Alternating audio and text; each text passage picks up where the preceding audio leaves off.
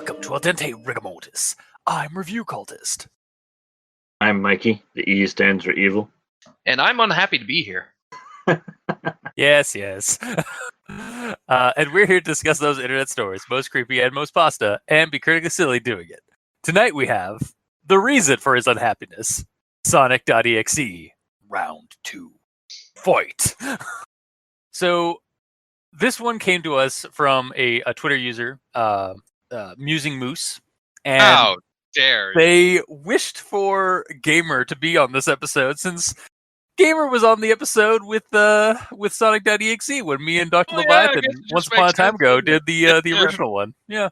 And this is the official sequel to the Sonic.EXE story, saga, mythos, what have you. You can find it on creepypasta-with-no-limits.wiki because other wikis were not allowing the person to post it. And as I've never seen that website before. What is that website? It's a like I said, it seems to be another another wiki website that is for basically creepypastas and the like that are not that aren't no regulations that they have to abide to. Yeah, basically, yeah. There's no they're more like traditional creepypastas that had no real rules or anything like that. Kind of thing like that. As far as I know this is the first time I've discovered it. I've actually discovered a lot of different sites for creepypastas of late. In doing some deep dives. So apparently Brazil has a huge creepypasta fandom. Yeah. But anyway, Sonic.EXE and the sequel, Sonic.EXE Round 2, was created by JCtheHyena, is their moniker online. And I guess we'll just dive into the rundown. So this one's for you, Musing Moose. So it's been about a year since the Sonic.EXE murders started happening. Bob, a police officer, is coping with the loss of his friend and detectives under his employ, Derek and Chelsea Green. They appear to have died during the investigation. He's going over the diary of Derek, which the police found in Derek's apartment. And the following is a transcript of such. So I'm not going to go into full details and stuff. I'm going to just kind of paraphrase what the document kind of goes over. Derek and his sister were investigating the killings, which saw countless victims in death-like vegetative states. Their mouths had strange wounds and a carved number on their stomachs. Each body that was found had an increasing number, like an increasing digit, like it was counting up, or the killer was keeping count. Their computers were also found broken and burned, and the only data that they could save from the hard drives was a game called Sonic.EXE. In the course of their investigation, as countless bodies piled up, Chelsea started isolating herself in a room to study this whole matter, and started kind of keeping Derek in the dark. She even acquires the game to see if it's connected in some way. By the time Derek realizes it is, Chelsea is found dead in her room in the same way as the others. Sorry, I guess not dead, but in that vegetative state. We'll get more into that later. During the funeral, there had been mention earlier of a cult that worships this guy named X. And one of the cult members comes up to Derek and giving him suspicions of them being connected to this whole thing. Derek plays the game himself to try and see what his sister had learned and gets freaked out from the Sonic.EXE-esque playthrough, much like the original game, or much like the original story. Derek in his continued investigations encounters a person named Cole over Skype who starts giving him intel on matters. It turns out the cult is in fact connected, and this character, this being X that they worship, is a transdimensional monster through our world, using Sonic.EXE video game as a summoning medium. they hope to bring him fully into our world. So over several months and entries, while removed from the case by his chief, Derek continues to investigate the game and the murders on the down low. Eventually, Cole gets captured, as he was apparently in X's reality the whole time, and that's why he was only replying over Skype. Somehow he had some kind of transmission he was able to get through. And in fact, every victim of X is actually in his home dimension, as when he comes out of the video game and attacks them, he rips their souls out and abducts the soul back into his reality. So that's a bit horrifying, especially since it seems that his sister is now trapped in that dimension as well, to be broken and tortured by X. Realizing that the chief of police that kicked him off the investigation is in on it, and he decides to take matters into his own hands and tries to get the game disc from the chief, as it is likely that the chief has taken it from the scene of the crime to be moved over to the next victim. He goes to steal it, but that is the last entry we get in the diary. Bob Richardson then goes on to say that he received an email with an audio tape, and the audio tape is transcribed as well. And it's essentially Derek being captured, the cult interrogating him. We get some revelations of like some cult members that were mentioned in the diary, and why they're doing this and their kind of motive, kind of. And then they summon X to take Derek's soul. Feeling helpless over the entire matter, Bob is left hoping someone will come around and stop this whole mess before it's too late. So that's the gist of Sonic.EXE round 2. So I guess we'll move on to everyone tolerates the Grandma Inquisitions at this point. All right, so moving on to my first quote. But over time, the killings, or at least some of the guys back at the station, thinks it's just killings. I think, wow. I believe the capitalized thinks should just be think, because I don't really feel like there's a need for the plural there. Like, but over time, the killings, or at least some of the guys back at the station, think it's just killings, not thinks it's just killings. Yeah. Yeah. So the way I read it, I felt that,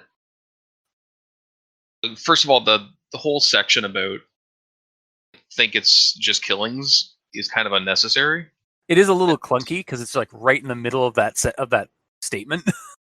Yeah. Also, the way that whole sentence is laid out, it's like the way I read it as sloppy job at it, but over time the killings. So like they spend a lot of extra time doing the killings. Yeah. Because it says like sloppy job at it, but over time the killings. Like what? And then it goes to another part about thinking it's just killings, and then it continues with the sentence. Yeah, because they decide to add in insert a thought essentially, or a secondary thought into the sentence. Yeah. Yeah, it's not the best. It's not the most the bestest way to people come to us for grammar positions. No, people don't come to us. We enforce it upon ourselves. Yeah. I just rewrote it too. The first murders looked as though the killer did a sloppy job at it, but over time the killings have gotten more elaborate. They're looking more and more like the victims just dropped dead or were disappearances. Like just completely remove that part. Yeah.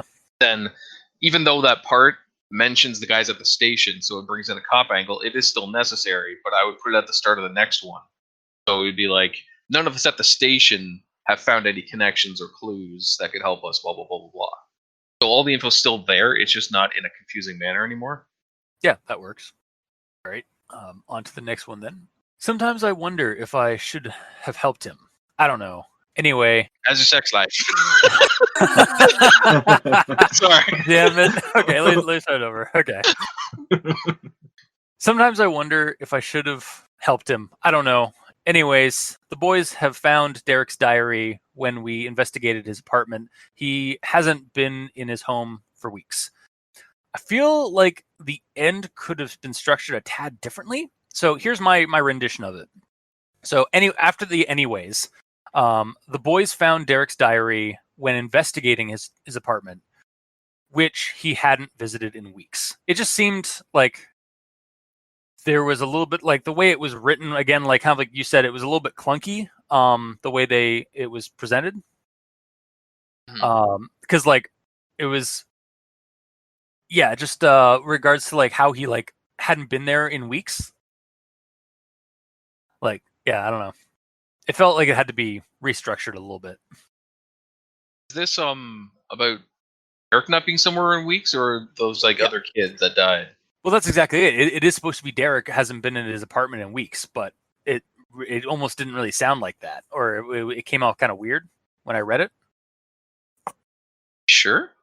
Like, okay, so anyways, the boys are basically his the investigators, like the police. That's Bob talking about the boys. Like, it's that's in the intro. Yeah, I see. Okay. Yeah. So yeah, and then on to my next one. Oh yeah, so okay. The diary recorded all of what Derek found in his investigation. My God, did he write down a lot, especially after the chief of police took him off the case, and a lot of what he wrote down seems to connect a lot about what's going on with these murders. At least I hope he was on to something. Here is what Derek wrote. Jesus, that was one sentence. Kind of only cut up by a few commas and a few ellipses. That's a lot of allots too. Yeah. I'll get into that as well. I feel like you could add a period in place of the first ellipses, as well as like the first ellipses that I had is when he's talking about going a lot about what's going on with these murders. Period. At least I hope he was onto something. ... Here is what Derek wrote. ... Although I feel like that last ellipses should just be like a semicolon. And my next thing about this this little this long run-on sentence is so he uses a lot. And it's actually the way he does it in the story is actually a common misspelling. You don't combine a and lot together. It is actually supposed to be two words when you're referring to that the way he's referring to it. Yeah. And my third issue with this part is connect does not need a second C in it. Oh wow! Did not notice. Yeah. Connect.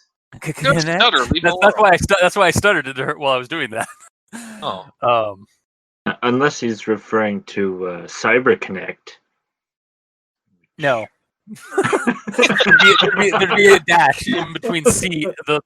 There'd be a dash between the first C and the Connect. Is there a dash on iPhone? Okay, you're not wrong.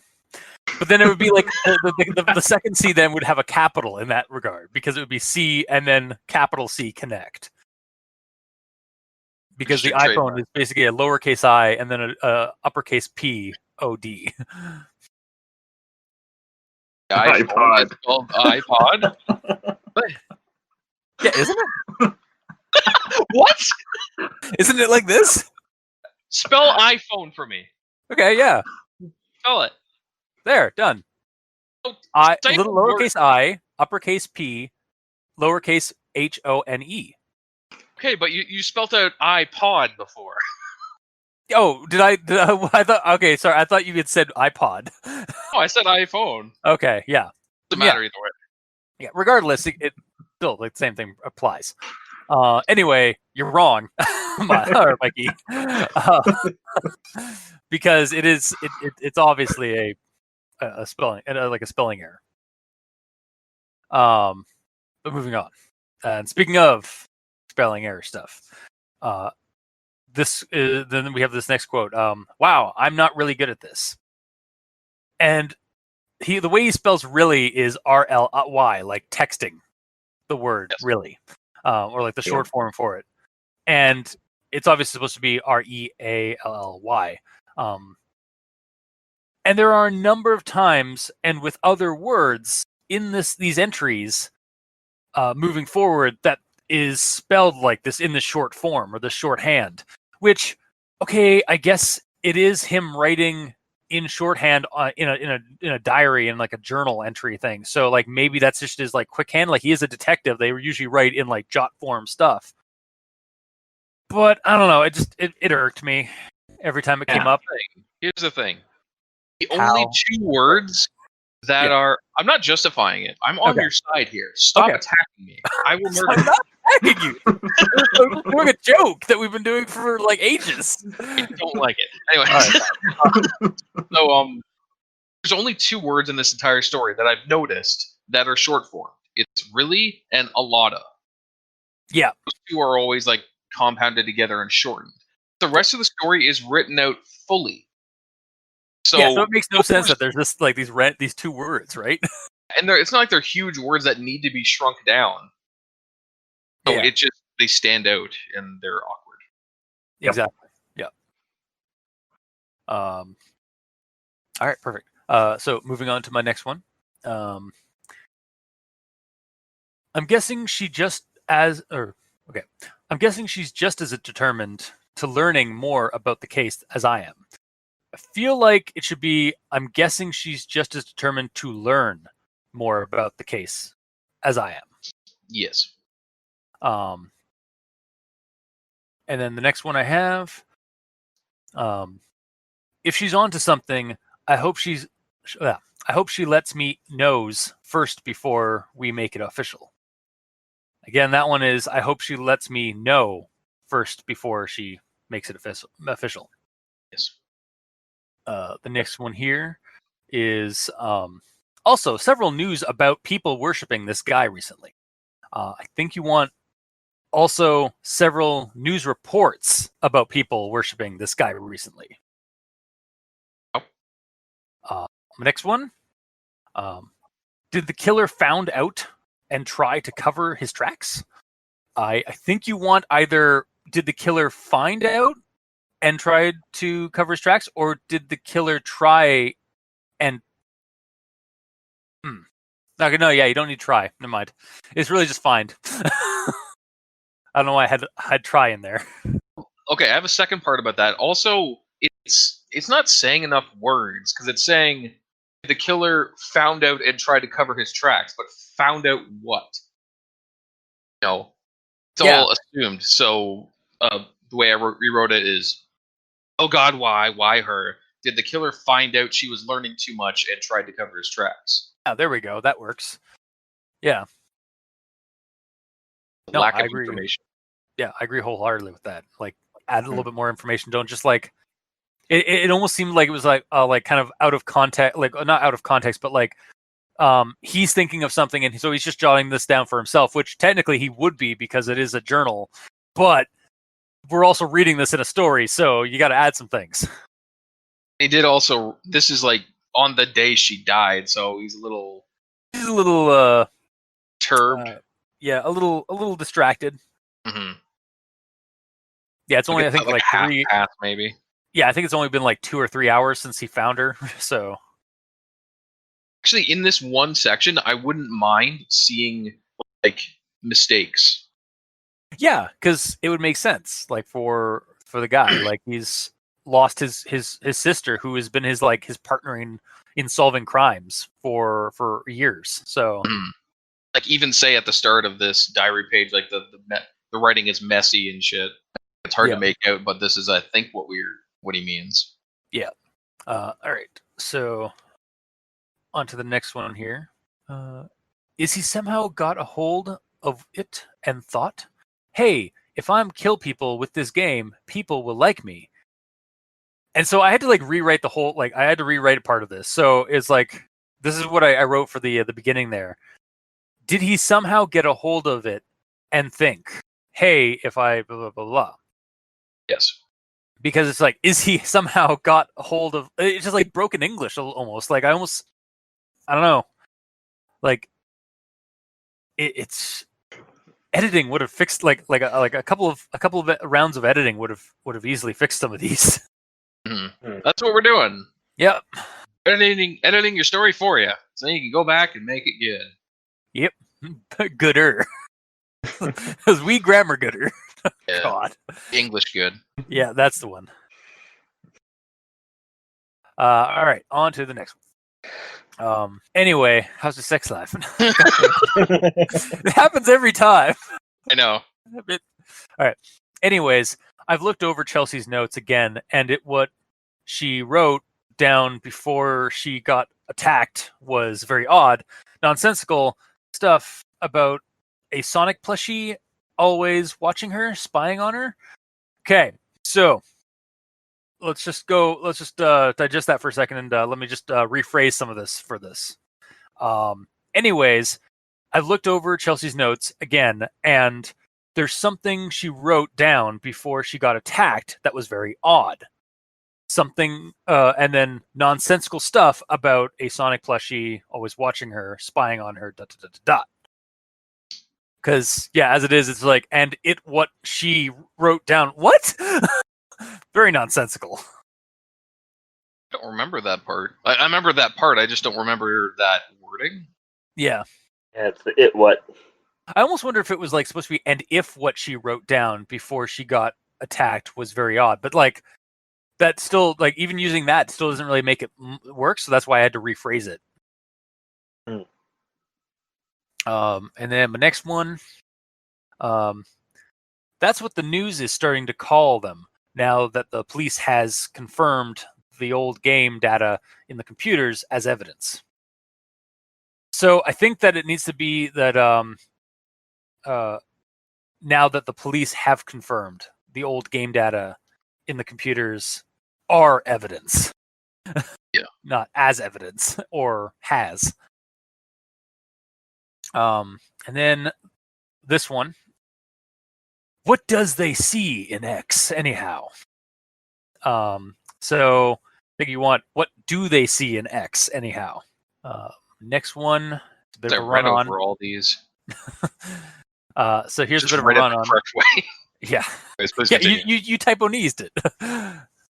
Yeah. So I had Shadow walk down the hall, and every time he walked past a mirror, I was introduced to a more twisted, messed up version of himself in the mirror. His reflection's red markings were oozing red as if he was bleeding, and his eyes were bloodshot to the point to where they were red, bleeding, and pulsating. And he had probably the most psychotic grin on his face. Bit of a run-on. But my bigger nitpick, takeaway from this entry anyway, like, I mean, okay, run-on sentences, they happen all the time. But for this in particular sentence is actually to get rid of that probably at the end of it. Like, and he had probably the most psychotic grin on his face. Just say it's the most psychotic grin on his face. You don't have to say it's probably the most. It happens a few times in this, actually. Like, yeah. Non-committal kind of things. Exactly, yeah, non-committal. Just go with it, man. Like, just go hog wild into it. Like, on to my next one. What the hell? Okay, so this is the previous sentences to this one had a lot of like past tense, but then we get this sentence. What the hell kind of game is this? So technically, for tense reasons, like as the rest of the sentences in this paragraph showed, it was past tense. Like there was a lot of wases. I think what you want is what the hell kind of game was this? Well, just a bit of a past, yeah, because everything else. I mean, I guess you could do it present tense, but every other part of this sentence was in past tense. Okay, but that's the thing. Okay, I'll let you finish. So the entire section, Tim talking about stuff that has happened earlier in the day. That comment is a comment in the now. Just him thinking, what the hell is this game that we have? No? Yeah. Honestly, I think that the way you just said it is a way better way of saying it as well. Because like, what the hell is this kind of like? What the hell kind of game is? Oh, yeah, I guess it works still. Yeah. Okay, never mind. But yeah, no, I get you. Yeah, I guess because this is like him like commenting while he's jotting down like the events that happened prior. Yeah. Gotcha. He's not Yeah. recalling back to a thought he had. It's a thought in the now. Yeah. All right. Okay, here's one. Was Chelsea found? I think you want. Was this what Chelsea found? And then the next one. And now some guy is using this as an excuse to kill people just to gain a cult. So I think you want to remove the two after this. So it'll be, and now some guy is using this as an excuse to kill people just to gain a cult. Yes. And the next one, Cole Skyped me recently. Me that Sonic.EXE has been around long before the game did. So I think you want to remove the second me in that sentence. So Cole Skyped me Cole Skyped me recently that Sonic.EXE has been around long before the game did. Also, that ending. The way you just read it is exactly how it is in the story. Cole Skyped me recently, and Isn't there a me between recently and that? I have skull blah blah blah. Cole Skyped me recently that Sonic.exe has been around long before the game did. Okay, because my version of the story had me between recently and that. Like there was a second me in that sentence. It said so I wonder if maybe that got edited in a week. Why do you always read different? I don't know, because I literally like copied and pasted this one, like to a Google Doc. Like it's not right made after... to be copied and pasted. It's copypasta. It's creepypasta. No, that's the joke. It's the way. It's the origin of the term. Creepypasta is copy and pasted across the internet. I know. Gah.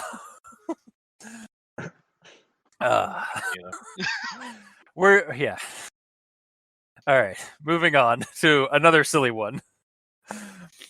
Some kid named Tom hanged himself weeks before he gained a package from his deceased friend Kyle. Do you mean deceased friend or diseased friend? He might have still been alive at that point. Yeah. Also, I think these are the guys from the first Sonic.exe, if I remember. So I have a different point on that. Okay. Comma importance. So the way that I read it is some kid named Tong. Why can't I talk? His name is not Tong. Cheech and Chong. Yeah. Some kid named Tom. Almost did it again. What the fuck? Hang on. Sweater. It's too hot in here. Hang on. I know, we're not used to the warm weather. We're in Canada. Okay. Some kid named Tom hanged himself weeks before he gained a package from his diseased friend, even though it's probably supposed to be deceased. Yeah, that's what I assumed. So the way that I read that, it sounds like he hung himself, and then weeks later, his hanged body got a package. Yep. Because there's no comma. But if there's a comma, it would be some kid named Tom hanged himself, comma, weeks before he gained a package, saying that he got a package before he died, killed himself because he had the package. Yeah. Hang on. Yeah, it's not some kid named Tom hanged himself, comma, weeks before he gained a package. Oh, okay. I see what you mean. Yeah, because I was getting confused there. I was like, wait, so the package came after he hanged himself or before? He's hanging there dead for weeks, and then the mailman knocks on the door and just the package drops has nothing to do with him dying. Yeah, unless when the investigators were checking out the crime scene, they found the package on the doorstep of his apartment or whatever, and it had been sent weeks ago. So he'd been but he'd already been dead, so he never got it. And they found out that it was from his friend Kyle, who had already been dead. But But yeah, no, that whole sentence just kind of opens up a whole world of hurt in terms of like plot continuity stuff because of a missing comma. almost kind of think it should have been a period then, like some kid named Tom hanged himself. Period. Weeks before, he had received a package from his friend, his deceased friend Kyle. Yeah. Yeah, just to kind of break that up to like show that like just so we don't get that kind of like weird connective tissue in our brain to like mesh those two together and get the wrong idea. Yes. Yeah. Like really, when you get down to it, the whole diseased friend Kyle is the least of our concerns in this. It really in this is. I read over that. I thought it said deceased. Yeah. All right. On to the next one. Give me a second while I... Oh, right. Okay. So he said that all the characters you play as in the game is all of X's, EXE's, slaves, turned into horrific parodies of Sonic characters, or at least turned into their favorite Sonic characters, and X, the capital letter X, sets them up randomly in each game to show us humans what's in store for us. Wait is right. Why are you changing the spelling of X's name, which up until now has and after this has been the capital X? And why did you change it to X EXE? Because now they're showing you the importance of Sonic.EXE. I don't like EXE it. is inexcusable, but it's also his name. Yeah, I really feel like honestly they should just have kept with X, the capital X though, for this character. Like Sonic.exe is not actual name is EXE. Like the cult refers to him as just X because it's like that's weird. But at this point, that's like you're going to confuse your reader by adding that EXE. I feel like if you've been using X by the cultists to worship this guy, just use X and then because honestly, Sonic.exe is not the same entity. It is the medium in which the entity is using to enter our reality. So you're just confusing your reader by changing his name suddenly, or like changing the spelling of his name. I don't know. Like I said, it really irked me. Understandable. It is weird. Yeah. And then my next one here. If I don't write back after this final entry, wow, really just kind of already like dooming yourselves. Like, this is my final entry. If I don't write back, could survive. Yeah. If I don't write back after this final entry, well, let's just say that whoever reads this diary, pleases find it as instructive as you can. So the pleases, it doesn't need that at last S. It just needs to be, please find it as instructive as you can. Yes. And then, though I do have a weird half thought to put in that. What the hell does he mean by find it as instructive as you can? Like, do what I did? No. No, I think it's because this is where he's been jotting all his information about his investigation, even as haphazard and shitty as it has been, in terms of information. You know what the word's supposed to be then? Informative as you can. Yes, yeah, not instructive. Yes, not instructing you to do all this. Yeah, you nailed it. Yeah, it does need to be informative. Mm-hmm. Yeah, instructive has a different connotation to it. Yes. It's I'll just do the exact same thing. Derp, derp, derp. Into the cult I go. Yep. Yeah, and then on to my second to last comment. Here we go. That was Derek's last journal entry. He wrote this 3 weeks ago. Today is his birthday, and now he's dead. So, semantics, nitpickish semantics as it is. Why'd you use journal? You've been using diary the entire time. Pick one and keep with it. Oh, yeah. I have a different point to bring up about that, but yeah, please continue. Yeah. Well, that's the end of my for that one. I have my last one is another quote. So. Yeah, my point about that is there's no break at that point. Meanwhile, it's an entire shift in perspective there. And yeah, you think that maybe there'd be a entire time has had date stamps or something on it. I would actually liked if at the beginning, like when Bob goes to start like doing the transcription of Derek's diary, he had like that horizontal line to cut between the section, and then the same thing here. Like there's a horizontal line that cuts between the diary entries and this new entry. Again, like you said, it would completely change the perspective, or like allow you to like mentally like register that there is a change in perspective here. Yes, 100%. Yeah. All right, and then my last grammar inquisition I have. Then loud screeching noises are heard as the audio distorts more badly more. I'm sorry? I think you need to remove that second more. So it's like, then loud screeching noises are heard as the audio distorts more badly. I don't think Even that kind of sounds good, bad. Dude. Like worse. Just, yeah, maybe even get rid of just badly more at the end there. Like just have it like distorts more. Distorts worse. Yeah, that works even better. Yeah. That is the end of my grammar inquisitions. I am halfway through my notes. Great. You got like half of my grammar-related discrepancies. Excellent. So, Mikey, how bad was the it and ands? Because I noticed a couple of them. So, they were bad. Yeah. Do we even? Is it gonna take like a long time to read through all of them, or? Yeah, and I combined them all into a story. So. Oh my god. Dear God. All right, I'm going to hit the mute button so I don't interrupt you. Yeah, good call.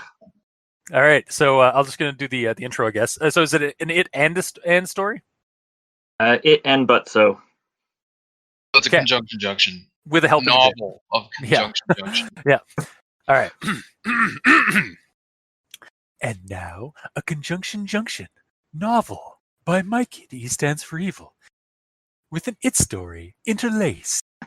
Take it away. It's been more than a year now, ever since the Sonic.EXE murders began to happen, and the police department still doesn't know who's doing it or why it's happening. It's really strange, the fact that computers are getting destroyed every time there's a murder victim, and we find that there's some old data from the same game. But it's weird. But now both me and Chelsea agree that all these murders are connected with that game. It's like the devil is handpicking innocent people and robbing them of their souls for eternal damnation.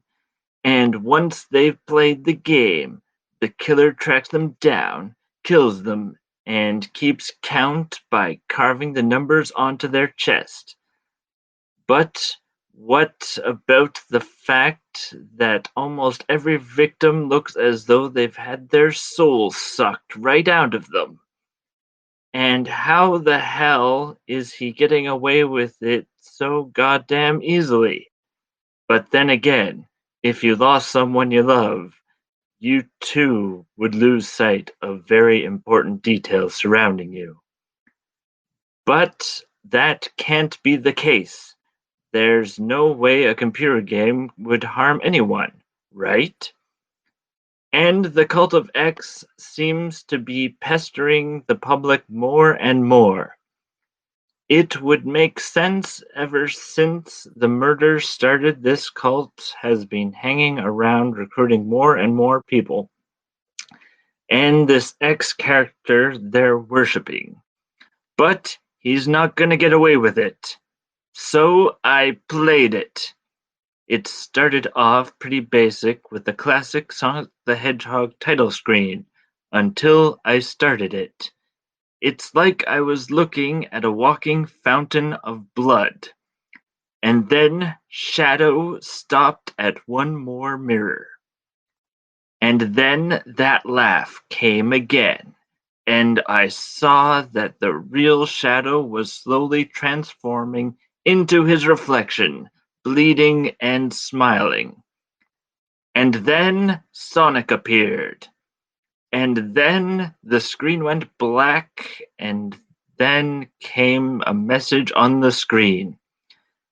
It's not the outside that's important, It's who you are on the inside that really intrigues me.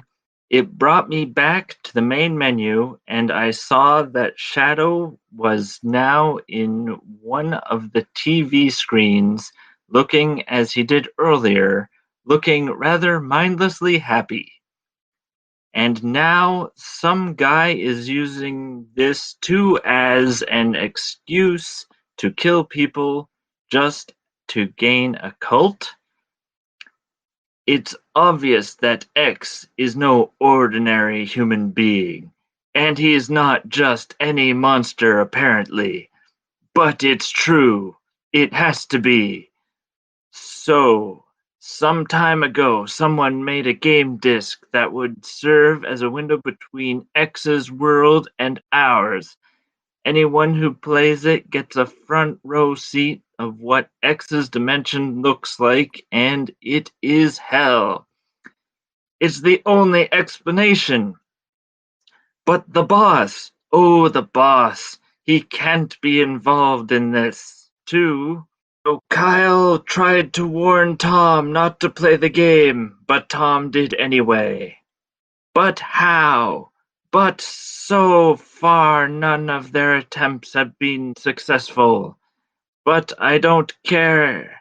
Not anymore. It's time to end this. And now he's dead. It was addressed strictly to Bob Richardson. But I hope someday, someone, somewhere is able to put a stop to this, to do what I failed to do. Because if there is no hope, ... The end. Wow. Wow. It's like just the entire story. Yeah, and that's kind of actually the point, I guess, for this one, is that like there are way too many conjunctions that like you don't need the and you don't need the, you really shouldn't use that many ands and buts and it's Start sentences. at the start sentences. Yeah. It just you need to again a round of editing would have solved this problem. Also, near the end there, when he's saying, like, I hope this information helps someone out there somehow. In my mind, I'm like, somewhere over the rainbow. Yeah, it just cuts to like sing like Dorothy from Wizard of Oz. That's Derek. Yeah. No, that was Bob talking. Was it Bob? Oh, okay. Yeah, so it's like so it's just this older police officer just like somewhere. So and he just like it's not his voice at all. It's just Dorothy's voice from the Wizard of Oz Totally. singing. And that's where like it fades to black and the credits start rolling. Be a weird ending. Yeah, it would be. It would be about as surreal as it would be fitting for a Sonic.EXE story because they are kind of odd. Don't say that. Then someone will write that. I mean, fuck it, I'll read it. I'm a glutton for punishment. Yeah, that's true. You are. All right. So, Do you have any is that the normal end of your grammar-related things? Yeah. Yes. Hold on. I think I had one more. I hope that whoever finds this and tries to put an end to this madness. Yeah, so there's an unneeded and in that sentence. Yeah. It's like almost like it would work without it, I think. Yeah. And without it, I hope that whoever finds this tries to put an end to this madness. Yeah. That works much better. The other and, it seems like there should be a continuation. Like, I hope whoever finds this and tries to put an end to this madness, comma, so. You know? Yeah. Feels like it's trying to continue. Also, the way you said that, I almost got like Christopher Walken vibes going. It's like, and so, Yeah. whoever finds this and tries to stop it, madness, who mice? Pretty accurate. Yeah. And that's the end of my grammar inquisitions. All right. Oh, my turn. Cool. Also, you weren't quiet the whole time. You were talking in with you were interspersing your comments onto mine. Yes, I know. You did it. I did it. You haven't been a mute for an hour. Yeah. Oh, have I? No, I Right, said yeah. you haven't been. Yes. Yeah. Anyway. Yes. Of what's left, this one is. This is when the doctor's saying that the victims aren't dead, but they're in a vegetative state. Yeah. The quote is, "I air checked the word quote unquote dead because that's where the report came out really disturbing." First of all, like he whatted the word? He air checked it? Like air quotes. He air quoted is what he should have said. Yeah, It's like he did air quotes. That's what I got from that. Even though I've never heard it called air checks. Yeah, I looked up the definition of air checking, and it's a recording made from radio or television broadcast, often used for demonstration or quality control purposes. So I highly doubt he did that. Yeah. Yeah. So I guess a different word should have been used in there. And a little later on, I got a few more. Okay. Later on, there's another murder. Period. Jesus, this guy never has a break with this, does he? Just kind of found the wording of that a little strange. This guy never has a break with this. It's like two thises in that one little area. It's like a little too much, in my opinion. Yeah. The way I rewrote it is another murder. Jesus, this guy never takes a break, does he? That's what I think it was trying to get across, but it was again said different, like weirdly. Then my last one, is it's in regards to a layout issue when it's listing the 7 guardians. Yeah, I noticed It's that like too. Keto, then dash prayer. I'm not gonna bother pronouncing these. Either way, it's laid out. I counted them. I'm like, why is there 8, and why do 2 of them have incomplete names? Keto is just a name, and desire is just an emotion. As I realized that, I'm like, oh, I see. It's horribly formatted. So I guess this is a grammar error in yellow now, and then I copied it up there. So the way it's supposed to be is like keto, dash, prayer, then hit enter to bring it down. Yeah. So like they're all laid out properly, because that is confusing to look at. Yeah, no, I definitely remember reading through that. And I was like, what? And then having to go back 3 times to figure it out. Yeah. You didn't write it down as a grammar issue, huh? No, because I didn't even leave it. I didn't even like mention them in my actual thoughts. Although I guess I could have, as in like they really weren't. There were some interesting world build stuff, but they weren't really. They didn't really do anything. They weren't in the story. Yeah, they were only just like maybe setting it up for another story, because there is a spin-off story to this one. I don't want to hear that right now. I'm in a sensitive state right now. Sorry. Because that's the Sonic laugh from the Sonic.EXE that everybody uses. Mouse a little bit. It's supposed to be like Kefka's laugh from Final Fantasy. Like woo, woo, woo, woo, woo, woo. Okay, fair enough. Either way, anyways, that's all of my grammar in yellow. Okay. All right, on to actual thoughts. Boy, do I have some. All right, starting with one thing is certain. All the victims seem to each have a burned, destroyed computer with some data from a game called Sonic.EXE. Guys, would you be able to retrieve such data from a hard drive of a burned computer? I could kind of see you getting lucky and salvaging something from a computer that was smashed, but would it have survived a heated, like burning computer? From what I know, which is very limited because I have limited experience burning computers. From what I can assume, well, okay. The problem is the burning of the computers in this is so vague. You don't know how burnt they are. Yeah. When I first heard it, I thought it was just going to be like there's a smoldering pile of. There's just a slag pile. Yeah. It's just ash. At that point, no. See, I didn't even think ash. I thought it was just a melted chassis over like circuitry and stuff. Yeah, like it's all just melted and completely destroyed. Yeah. Yeah. it doesn't really say. So if it is functional enough that you can get data off of it, that kind of tells you how burnt it is, I suppose. Yeah, like I almost wonder if he meant like burned part was just the monitor like blew out or something, and the tower or like whatever what have you, like that part was just like smashed or broken.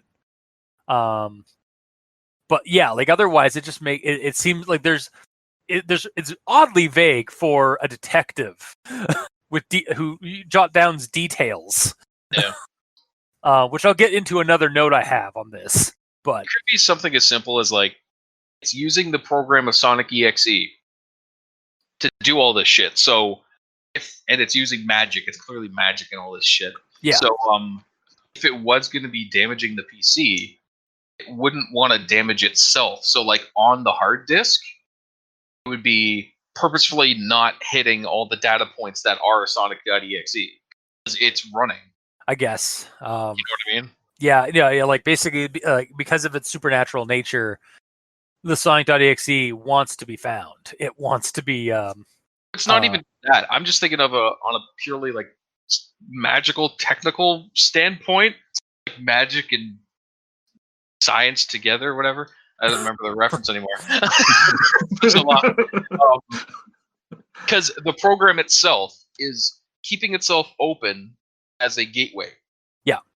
So if it being open as a gateway causes damage to the computer and it's magic, I would assume it would be attempting to not damage itself. Because if it damages itself, it closes the gateway and then he can't come through. Because if you break the circle, it you break the spell. Yeah. Much, yeah. That's the way I saw it. Okay. No, that's that works, I guess. Because again, like maybe, and that again, I'll get into it later with this guy's detective work, but I just feel like there was some more questioning of like about why this data survives, even though like I don't know how it survived. Like we were actually able to like there's still a USB port that we were able to like plug into, and we still got data from it. It's weird. Like what the fuck? So do you have any points on that as well, Mikey? I have other quotes that sort of tie in. Okay. They told us that the computers wrecked from the inside and out, and what I mean by that is that everything that was on the kid's computer is completely deleted, while at the same time the computer got destroyed. The only thing that seems to still be in the computer is some data from a computer game called Sonic.exe. And I'm just like, what? If everything's been destroyed. Yep. Just roll sand, guys. Oh, this would be the point in the Delta Green scenario where the computer analyst, that is the character who's the computer analyst, rolls their SIGINT, their signal intelligence skill, and then the GM is like, "All right, roll sand. It shouldn't work that way." Yeah. And then there's another quote later when he goes into Chelsea's computer, because it doesn't look like anything was taken or destroyed, well, except for the computer. And then later, the computer isn't entirely broken. In fact, it seems like it only got beat up a few times, but still surprisingly working like new. Yeah. Because in that instance, she did something to prevent all the damage to the computer. So it just kind of like hit the case a few times, I guess. But this thing burns from the inside out, it seems. Yeah. Maybe she because she researched this, maybe... Okay, the problem here is there's not enough information, obviously. Yeah. But maybe it's something like, because she found out all this information on this shit, she got some like thermal wrapping material and wrapped it around the fucking hard drive in her computer. So like it was protecting it from the like heat that gets built up through the portal opening. And as soon as the portal opened, she just jumped in to end it quickly, so it was minimal damage to the computer. However, we don't know any of this because none of this is said. Yeah. If it was explained that way, cool. Maybe we've gotten Reason. Chelsea's journal. Yeah. Yeah, maybe there'll be another story where it'll be about Chelsea's journal. Yeah. Yeah. This is definitely a case of like an unnatural force is interacting with technology. But yeah. Also, Derek not being good at describing things, even though he's a detective, should probably have some more thorough notes on the matter. Yeah. Which actually is a good segue to my next comment and quote. The guy's name was Derek Green, a really good detective. Mainly because he was always teamed up with his sister Chelsea, and I was like, so she's the good detective. and my exact comment is like, what was he just backpacking on his sister's skills, just like taking all the credit? Yeah, I can see that. So, okay, and then here's my next one. So at the start of this story, it was painting Derek as this like it was already for me in my headscape. It was kind of already picturing. I was already picturing Derek as some doomed noir-esque detective in my head, based on what Bob was saying about the diary and stuff like that, or like prior to the diary stuff. And then we get into the first entry of the diary, which I'm about to read. 7:30 p.m., September 15, 2011. Happy birthday to me! I got this diary as a gift from my sister, Chelsea. This will certainly come in handy when we both do another investigation. Oh, I forgot to tell you. Name's Derek Green. I'm a detective. Wow, I'm not really good at this. Hopefully, I'll get better as I write in this. Anyways, I'll let you know. I'll let you know if anything happens. Bye. Like up to this point, I was like, I was expecting like Derek to be like a hard-boiled detective-y type, and then he wrote, "Dear Diary." Yeah. I was like, oh god. Like, okay, so he's not so much hard-boiled detective as he's like a Nancy Drew Hardy Boys kind of like character. Yeah. Also, how old is Chelsea and Derek to be working on the police force and talking like this? Yeah, when I read that, first thing I wrote down as my note is facepalm, first of all.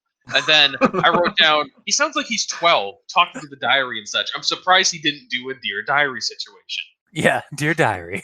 Imagine opening up a detective's diary to be greeted like this. Unless he's like a hard-boiled like character, like a hard-boiled type character when you like talk to him and hang out with him, but then you finally like get his diary, his most like private thoughts, and he's like, "Dear Diary, happy birthday to me." Like he's like, "Wow, I didn't think. Wow, all right, Derek. That there's was always Derek's? Really? There's always two sides to Derek. There's always two sides to people, apparently. Apparently, what they show and what they're actually like." For this, he's like, what? Derek's actually like 45. and then like, because I was definitely getting. Again, this is probably because the author is fairly young, I would assume. I'm not 100% sure on that, but it's just the way it's written. It kind of comes off more as like a teen detective kind of thing, if that, than somebody who's who's been doing investigations for years on the force. Also, like, if he's been doing investigations for a long time, I'm sure he has a freaking notepad. Yeah. Why just a diary? Yeah. And I don't. The way it's written, it should be like he got a diary and he's using it to take notes, but not as a diary. Yeah, exactly. It's just so weird. Like I almost want to write a spin-off story where it's just Chelsea's notes and it's actually like done up like a detective. She's the actual detective here. Yeah, because like this feels like like he's only a good detective on the like because he takes all the credit from his sister. Anyway, yeah, that was my good chuckle from the very get go of the story. Yeah, there's a real shift in mood, in tone. Yeah.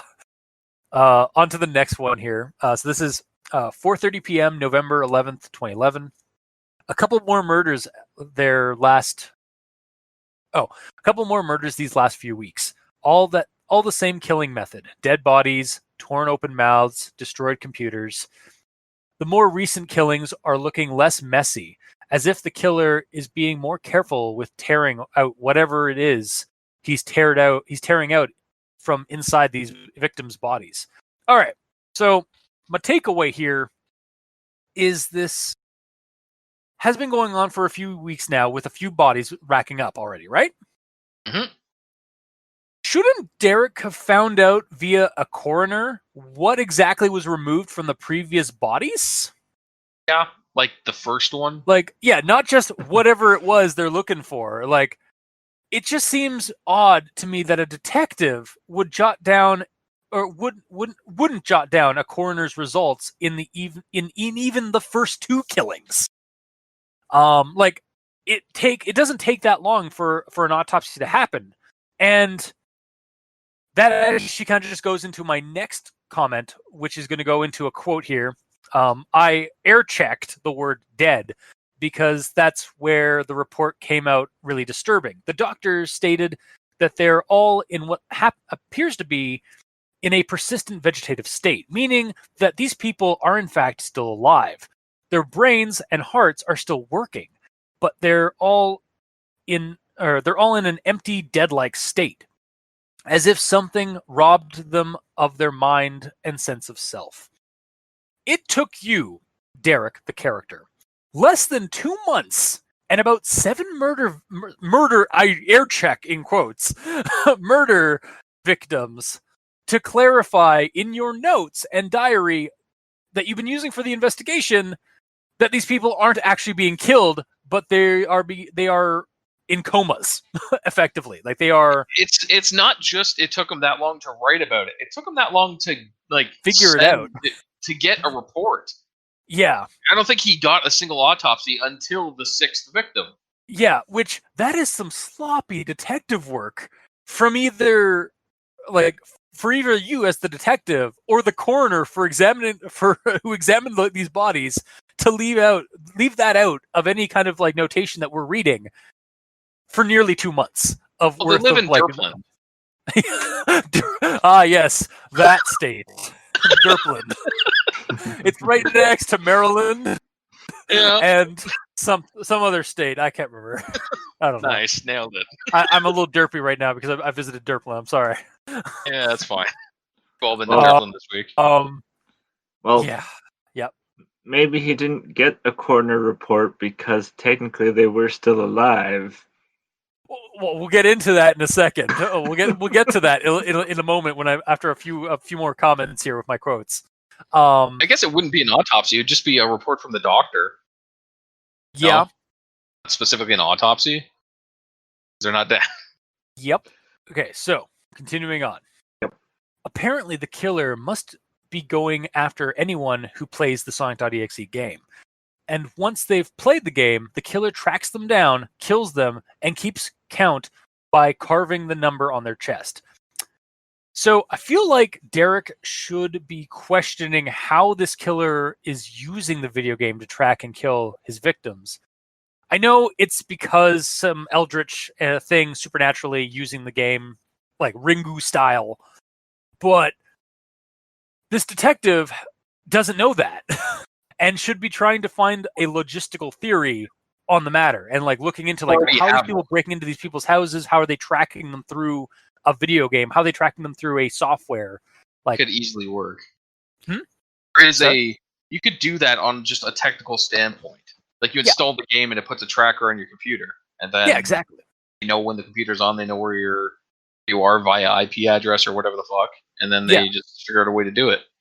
Yeah, but it seems like that never really gets addressed in this. Yeah. Yeah. And like it feels like it should, because like yes, if we are readers of the original Sonic.exe and not like the sequel, like we didn't just stumble upon the sequel and start reading it. Yes, we know that it's some kind of eldritch entity from another reality, but the character in the story doesn't know that stuff yet. So he should be coming to other conclusions that are more feasible, more mundane. Well, it's not like he's a detective or nothing. I know, right? Like, he's I don't know what I'm thinking. Yeah, he's a derp detective from Derpland. Yeah.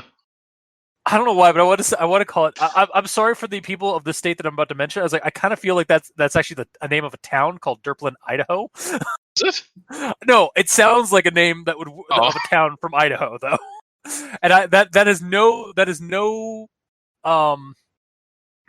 slur against Idaho. It's just my brain is stupid sometimes, and Fair enough. yeah. Anyways, moving on. 2:20 p.m., January 2nd, 2012. Another murder. Jesus, this guy never has a break with this, does he? See how hard that is? It really is hard to read that, yeah. This is like the 22nd killing. What is he trying to gain from killing all these people? And how the hell is he getting away with it so goddamn easily? I sort of wish that we had gotten a time of death for Chelsea. Not dead. I'll get to that. To show that there's something seriously weird going on that the detective is picking up. Like, unless she was dead for some of those days that she was holed up in her room. Like, he hadn't seen her for a few days. Like, she just locked herself in her room, didn't even eat or sleep or eat or drink or anything like that. Then we could have had a breakdown from Derek, like emotionally, about having this happen under his nose and being in the same house as his sister being dead for as long as it was. So far, I feel this has been some pretty bare bones diary writing for a detective. Was my comment for that at this point in the story as I was reading it. I thought that all the victims were still alive and just lined up in the hospital. And that's where we get to this part. Before you continue, yes, I bring up something about what you just said about that line. Okay. So he says, how the hell is he getting away with this so goddamn easily? How is he getting away with it? Because the only cop on the case is Derek Green, the eternally green detective. Yeah, the eternally green detective, yeah. It's in his name. It really also, is. I have something on his name at my last bit of my notes, so we'll 22 deaths, and they haven't put someone else on the case? Well, the chief Derek eventually kicks him off. Getting anywhere. Yeah. I'd think after 3 or 4 deaths with no leads, he'd be replaced. But 22, and he's still going. Or at the very least, they'd put more people on the case because you'd be getting pressure from the government of the state you're in, or from the town you're in. There'd be some pressure on the police force to find the murderer because of how much you're raking up the kills. Yeah. Especially in such a short time. This is over the course of only a couple of months. It's goddamn ridiculous. Yeah. And then we go into the part which boils down everything here for me with the death of Chelsea. I told Cole that all of the victims had the same occurrences. All of them were in a dead-like state, as if their souls were taken out, and that they were all numbered. And that each computer the victim had were somehow destroyed and had Sonic.EXE inside the hard drives. Okay, might be a little bit of a repeat, but do you have to use the descriptor as if their souls were taken out? Dead-like vegetative state would have sufficed. Again, trying to put this character as a logical thinking detective type. Also, if they aren't actually dead, as I was thinking about this, as I was writing this, I was thinking this. Could you have even given your sister a funeral? That seems a little suspect to me. Is she just in a vegetative state in a coffin 6 feet underground now? Oh! I didn't realize that. Right? Oh, oh no. Oh no. You Jesus. forgot that there was a funeral and they're not dead. That's the creepiest thing in this entire story, is that your sister's still alive, just in a vegetative... Her physical body is still alive, but her soul's been transferred to another dimension. I'm sure there's no food or no, water so she's going to be... I mean, she's going to be a corpse in a couple of days. Yeah. In the ground. But yeah, it's just why? And also because the funeral happened, again, the autopsy... At this point, the coroners and whatnot already know that they're comatose, they would not have allowed a funeral days after her death, or sorry, after her comatose, if they knew that she wasn't in fact dead. Like you don't do that. Like unless he took her off took her off the machines. Just 3 days after her quote unquote death in his house. Yeah, like she's technically only in a coma, so she'd be in a hospital bed. And so unless Derek is like, no, she's gone, and disconnects her from the machines, or like you said, he didn't talk to her for so long that she died of starvation. Yeah, maybe house. But it should have said that. Yeah, it really should have. Like she was the only true dead person because they found her too late. The fact that the story is confusing persistent vegetative state with dead is really kind of annoying me a little bit in the story, and also kind of making it creepier but also sillier. Yeah. The whole problem with the vegetative state situation is the friggin' doctor saying, like, it seems like their souls have been pulled out of their body through some unnatural means. Like, exactly. Are you a doctor or are you a freaking like cultist? What the hell? Yeah, like, are you like? Is this actually just an esoterist game or a Delta Green game? Like, I'm playing an esoterist character who's a morgue tech in a game, right? In the last few weeks, I've been playing a character like that who has seen some weird shit in his morgue. But generally, morgue techs are a little bit more logistical. They might be a little bit more morbid than normal people or than regular folk, but they still focus on what is logical, what is scientific. Yeah, it's just really silly. I actually have a note on that because Derek basically responds. I don't have it actual doctor's quote, but Derek responds by saying, "Who would be capable of actually stealing people's senses of self? It's like the devil is handpicking innocent people and robbing them of their souls for eternal damnation." And considering that they say what it is, persistent vegetative state, I looked it up online because that's what I do when I don't understand what the shit is. Yeah. There are 3 main causes of that: acute traumatic brain injury, non-traumatic neurodegenerative disorder or metabolic disorder of the brain, and severe congenital abnormality of the central nervous system. Most of those words don't mean anything to me, but regardless, what I'm getting at is it's an actual thing that has actual causes in real life, and those would be what the doctor would be looking for to see if any of these things happened. So if the doctor actually did his job right, he would be saying that the subject is in a vegetative state but doesn't seem to be under for any of the main traditional causes of a vegetative state. Well, actually, if they did that, they would be selling that there's something spooky happening. Yeah, but actually, you did because I did understand at least one of those I did understand at least one of those causes, and know that it might actually have been what they would have chalked it up to. If the brain suffered traumatic brain trauma, that would have probably been the diagnosis. Because that's basically like rolling sand too hard. Much, yeah. So yeah, like if they experience some kind of like mimetic or basilisk kind of thing on their computer, like from the Sonic.EXE thing, or from like some like video game, or from some like epileptic seizure kind of thing, that might do it, or at least that might be a plausible, mundane reason for why these victims were appearing in this vegetative state. Yeah, just and it's not the devil. Like obviously the devil did it. Yeah, totally. I'm a doctor. Unless, of course, again, not to be insulting, unless, of course, the Derpland takes place in the American South.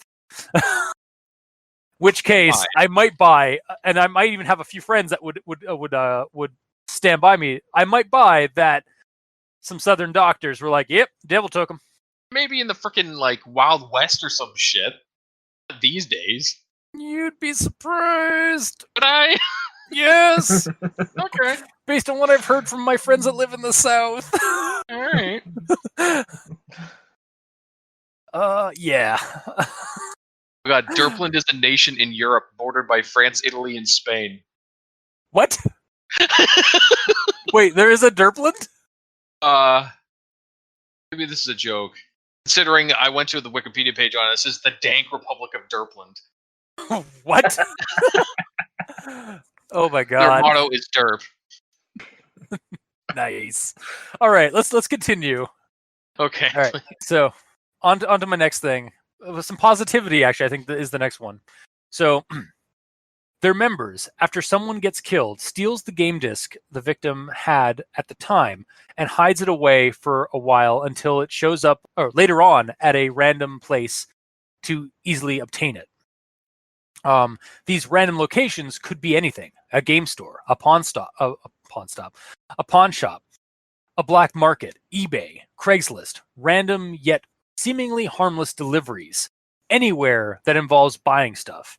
That way, when the next potential victim finds it, he or she becomes the new owner of the Sonic.exe game until X comes to kill them and go and give it to them.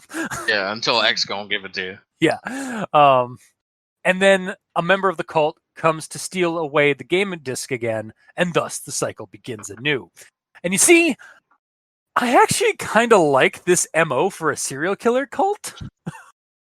I just yeah, I agree with you. wish there were more clues to support it, like, or really just any more details of the killings other than a broken computer and a soulless body.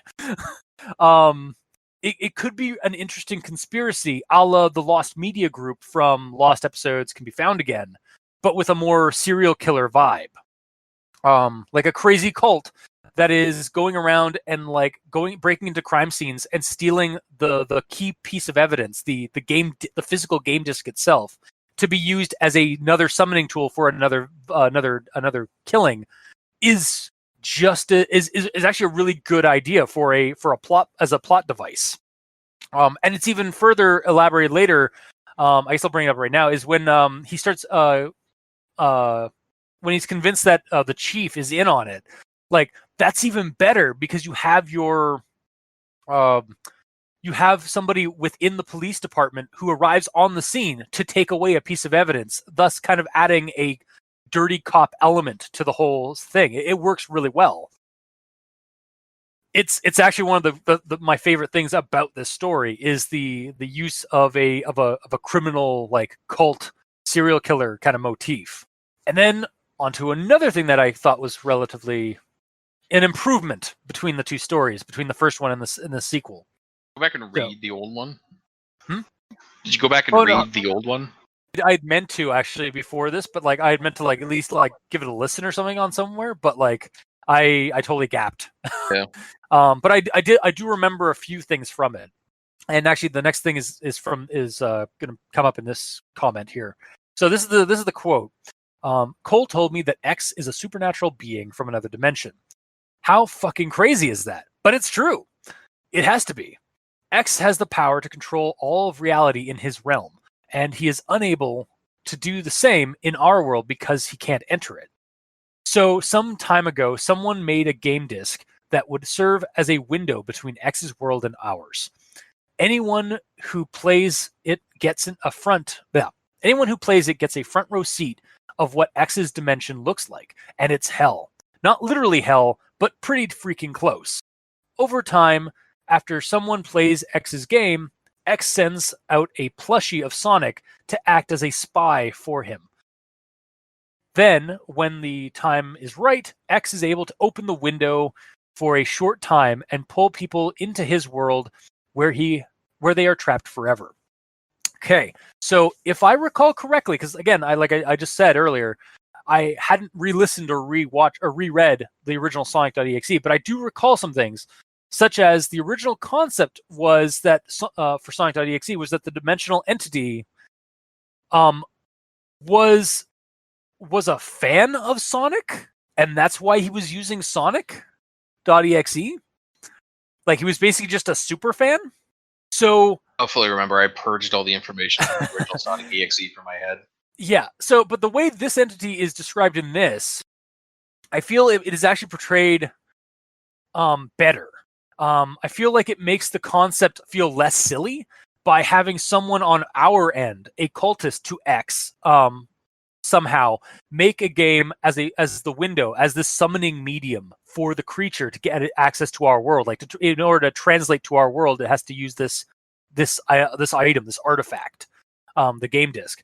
It makes it more plausible as a narrative hook to me. It's actually very much similar to like what the game Alan Wake, where the darkness, the dark presence, the creature that is trapped in a dimensional prison under the lake in the game, uses creative type people, like lures them in with what power it has in our world, what pull it has in our world, and has them make some like an anchor or a way or a window for it to access into our world. It's actually a very common narrative device for similar horror stories of like summoning something from another reality to our reality. And it makes the whole concept of like using the Sonic.EXE, like using Sonic as the medium and stuff like that, a little less fan-fiction-y than the original version, where like that one, the creature was somehow a super fan of Sonic because it had seen stuff online of Sonic and like fell in love with it. But it's still a weird creature. And wanted to just twist it and wanted to use it in a twisted way to like enter our reality. Like it just seemed. This seems a lot more plausible to me, or I'm able to buy this concept a lot more than the original story had.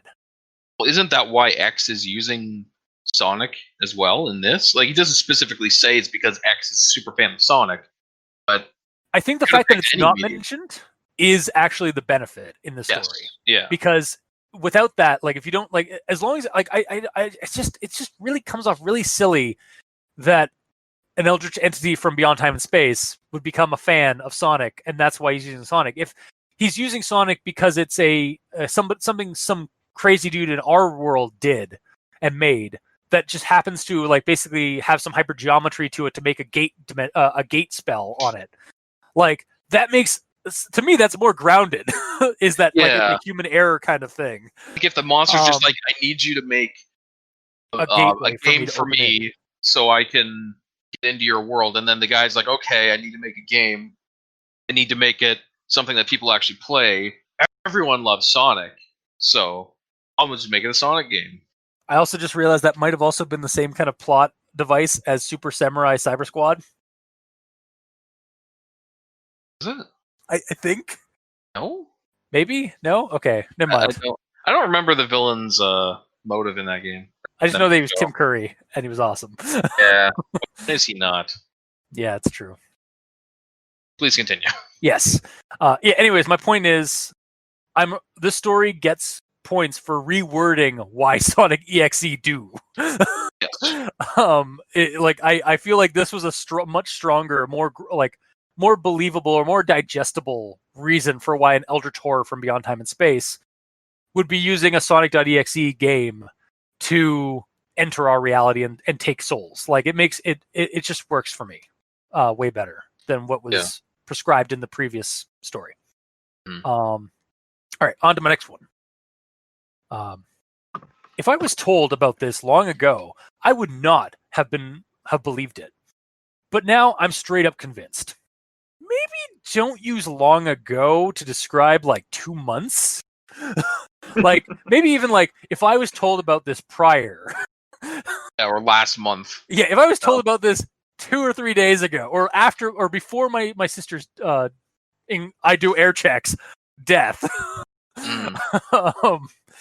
It seems like that might fit better. Is like if it was prior, like maybe not long ago, because it really has not been long ago. Also, really, you seem immediately trustworthy. We're really going with that take, like this quickly. He's desperate. I guess. That's the thing. My main gripe about this pasta is the skimming through some really serious detective investigation that would make for this whole thing far more interesting if we'd actually had like started like with, even if it would have made the story a little bit longer, I would have liked to have had this hard-boiled investigation into multiple murders that all have this weird like MO about them, and then have the character like lose his sister when she digs too deep, and then him getting basically the information that she was digging into deeply, like himself. Yeah. I think that would have been a lot stronger if it hadn't been like skimmed through. Also, like, again, this only takes place over the course of like maybe 4 to 6 months. That is ridiculous. How fast this shit is going. I think the story also would have benefited if Derek wasn't a detective. Maybe his sister is, but he's just a dude. Yeah. That's why the ineptitude. Yeah. Yeah. So on to my next thing here. X is not only dangerous and powerful, he is downright sadistic and insane. He thinks that all the horrific things he does is all part of some silly game. Well, I mean, he is a trans-dimensional entity bent on world domination. That's usually par for the course. Just look at Nyarlathotep, he who shall not be named, who dwells in Carcosa. Lucifer, Randall Flagg. The Red Randall King from Flagg? Stephen King. Randall Flagg is actually an emissary of the Red King in Stephen King's The Stand. Such like a normal name like Randall. It's because he's basically like he's a human form, like he's a human like figure, but he's being puppeted by an eldritch horror. Okay, or Pennywise, for that example. Like Pennywise likes to do the same thing. It's kind of part of the course for these entities. Is what I was commenting on that when he brought it up. And then the next one. X, you monster. Why are you doing this? What are you trying to gain? Derek, I think it's pretty obvious. Souls and influence in our world. For someone who straight up believes what Cole said off the hop, you're still asking questions you should already believe you have answers to. Has he gotten the exposition dump at this point? Yeah, he did. No, hang on, because there's been multiple. Exposition dump where X wants to get into our reality. I'm pretty sure. And yeah, he should not be questioning this at all. Yeah. He knows exactly why. Yeah. And then we got this part here. Also, Cole has informed me that X plans to one day permanently cross over to our world. His reality will merge with ours, and all of mankind will become X's slaves for eternity. But how? How does he plan to accomplish such a feat? And, well, as a Mythos cultist, let me tell you, it usually entails a cult and a big old ritual with lots of sacrifices and blood. Yeah. That's just my little off comment about that. Just some silly comments about the about his reaction to this whole end bit of his entries. And then we get to Bob Richardson. All right, so I wondered why he acted the way he was during these horrible events. I was worried about him. Yeah, I was worried about my friend, but I never bothered to find out why at the time. I feel so stupid. Derek tried to fight this battle alone, and I did nothing.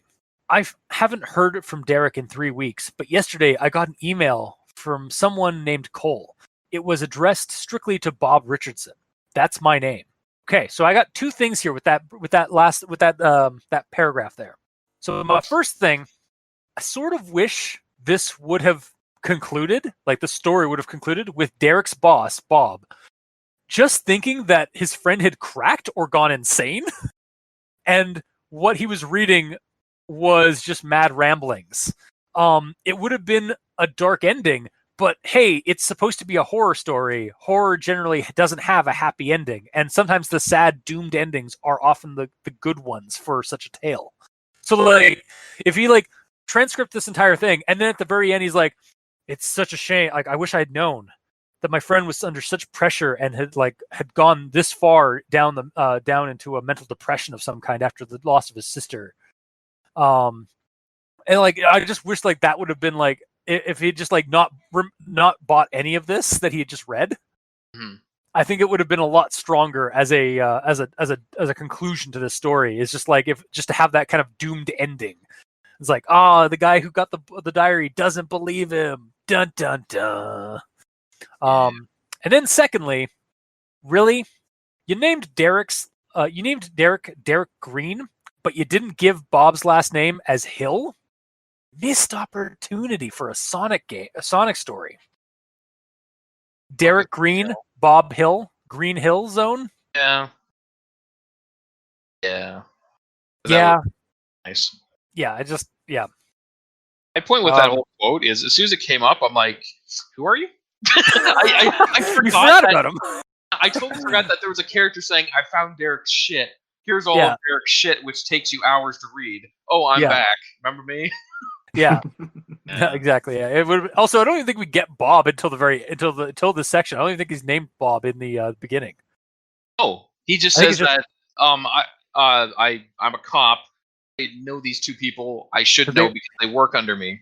Yeah, So I was their boss. He's the boss. Yeah, but it's been so long since he said anything. I completely forgot. Also, there's no dividing line. So I thought that this was a completely different character showing up.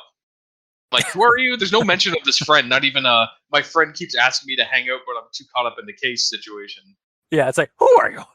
Yeah, 100%. Okay, here's another little bit of silliness. So this is during the audio transcript. Derek, quietly. Happy, more loudly. You think stealing souls and turning them into puppets is being happy? Our planet is not his toy box, you bitch. And I was like, wow, I just about read that as Xbox. Like, our planet is not an Xbox. Wow. That's oddly fitting, though. yeah, exactly, right? And then my next quote here, Goldman, surprisingly angry. What do you know about what's not fair? Derek. More than you do, obviously. A loud slap is heard, and Derek falls to the ground. Goldman, quietly. You fool. X chose me to be his most loyal because he knew I never liked this planet. He knew I want to be rid of the stupidity humanity is causing. I'm perfectly okay with being X's slave if it means getting away from it all. Getting the peace I finally deserve after all this. And if everyone's gotta go with me, too fucking bad. All right, so sort of wish we had gotten some quip from Goldman here, hinting at some actual tragedy or trauma in her life that pushed her towards a chaos god. Wow, that's actually kind of apt because Sonic themes, chaos.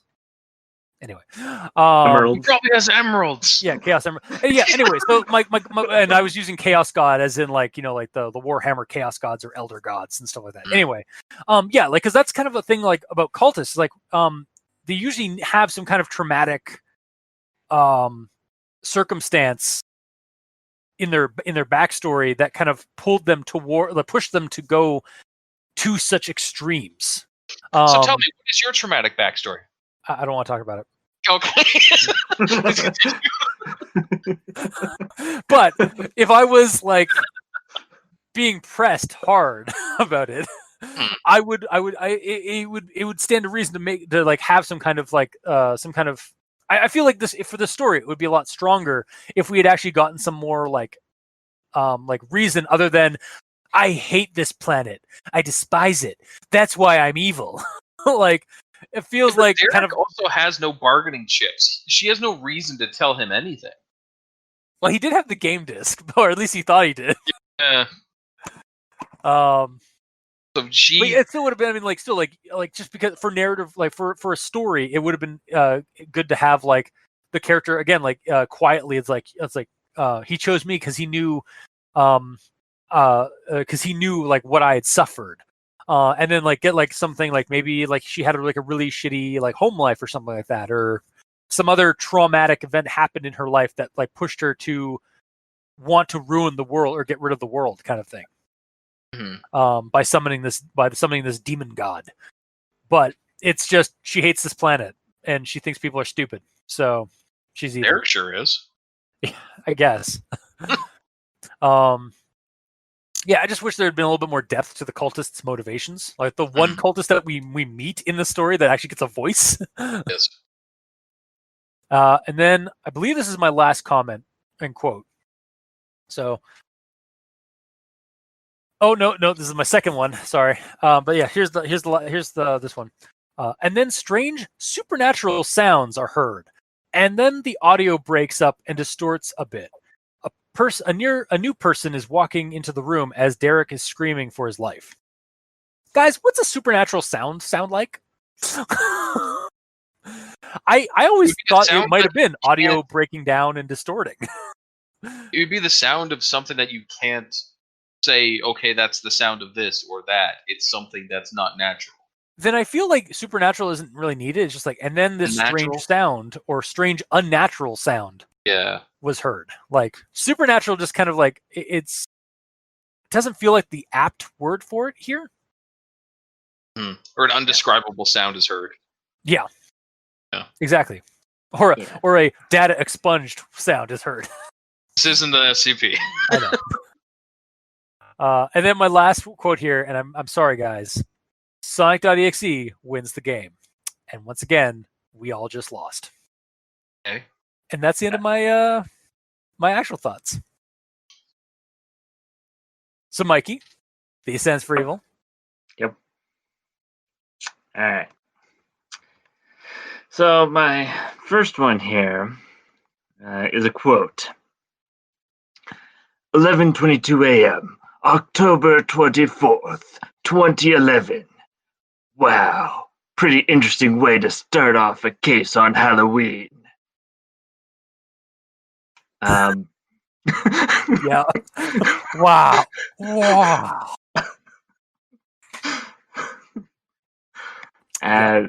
Yeah, he sort of missed the mark because I'm pretty sure Halloween is October 31st, not 24th. Okay, yes. But look, if you're walking around the neighborhood, everyone has their Halloween shit out by then. Easily. Yeah. It's still... It really should have been... it probably really should have been October 31st, though. Or it should have just been reworded to interesting way to start the Halloween season, you know? Yeah. Yeah. Mm-hmm. It's sort of like... Yeah. Yeah, no, I agree.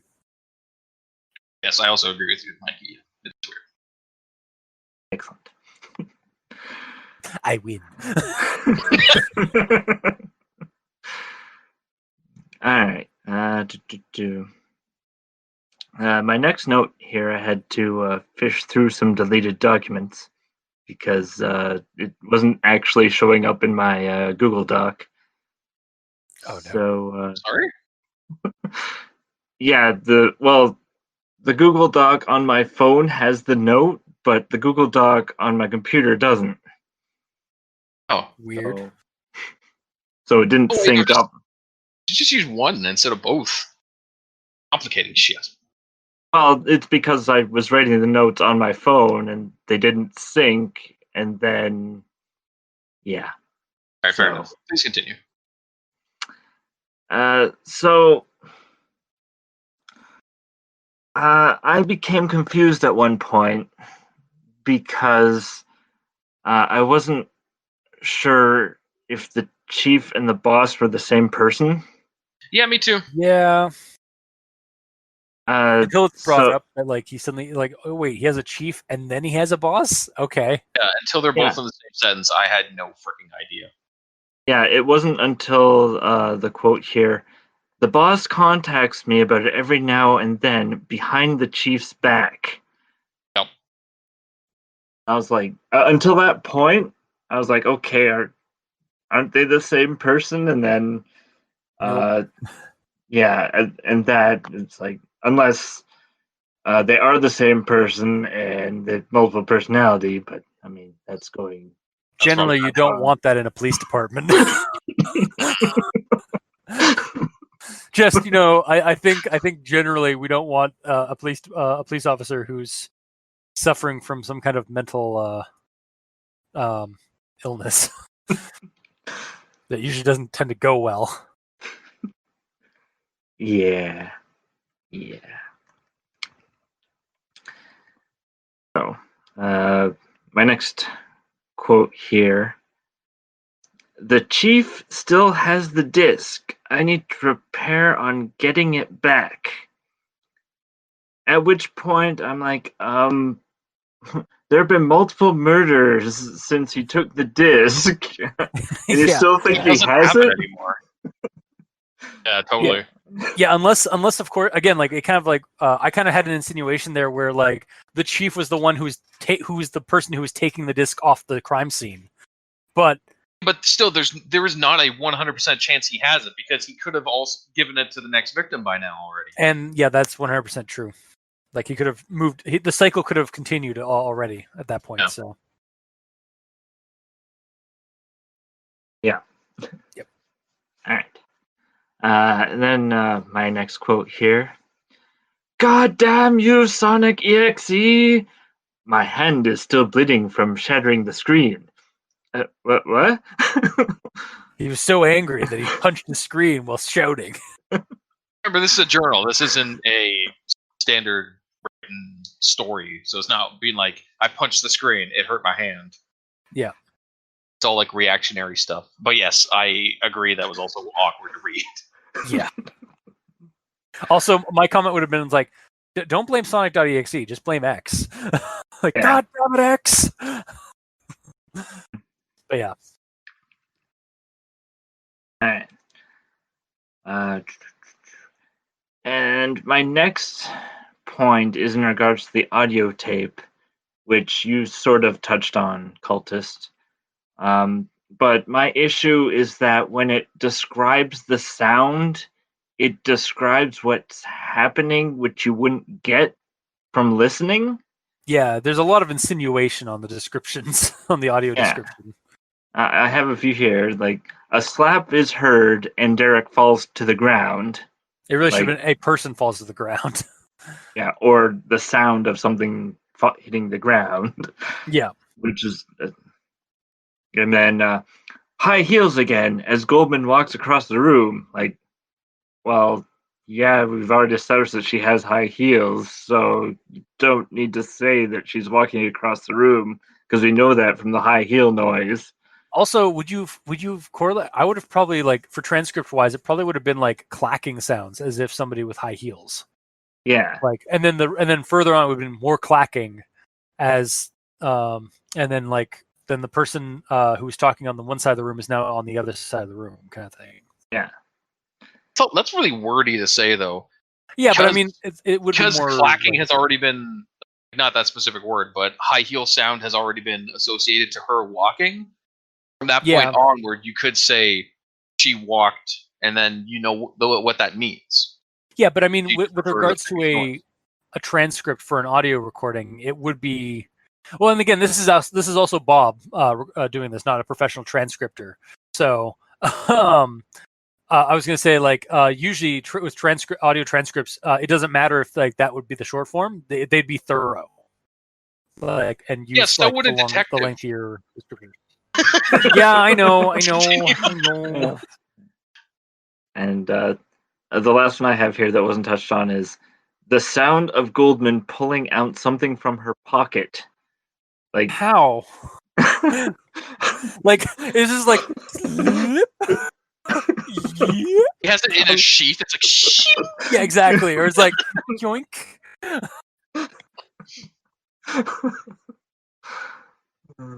Yeah. That's some really coarse fabric she's got on her on the inside of her suit or whatever, for her to be able to just like slide it out and like you hear that like ASMR like sound. I was just gonna say the entire what is this? Is like an ASMR mic that's on her. All right, let's do this.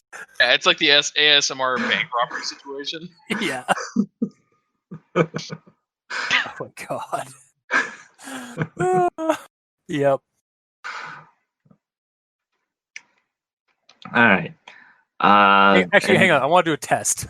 Sorry, quick test. You gonna pull something from your pocket? I'm grabbing a CD, and I'm gonna. Yeah, hang on. Yep. It's like right next to my my headphones, my headset here. So let's see if it do this. Did you hear that at all? No. Didn't. Oh, cool. Moving on. All right. And so the next thought I have, so we got Sonic.EXE from Dimension X Do I hear a Teenage Mutant Ninja Turtles crossover happening?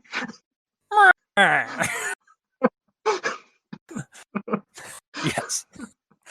Krang. Krang! Wow. Oh, Krang. Yeah. Yeah. That's actually now. God damn it! That's what I'm gonna think of. What X is now in Dimension X. Krang. It's just one of the Utrops Mhm. from Dimension X. Totally. God damn it! I forgot that was actually called Dimension X. Yep. Yeah. Fun fact: And Krang was originally not an alien named called Utra. Weren't the aliens of the Utrops in the stories? He was originally just a brain from, I think, for like a mutated brain from our world or something. Hmm. But they decided to like kind of in some of the later like renditions of the series, they decided to give him like just make him an Utrop because he looked so close to one. Anyway, sorry. So another note here is that there's a bit of a change of MO for the monster in this, because in the first one it was all about going fast like Sonic. Right. And then, yes. Gotta go fast. And that actually makes sense, because if the name for that is actually supposed to be Sonic.EXE. Yeah. Gotta go fast, fast, Sonic. Gotta go fast, Sonic. Yeah. Faster, faster, faster, faster, faster, Sonic.EXE.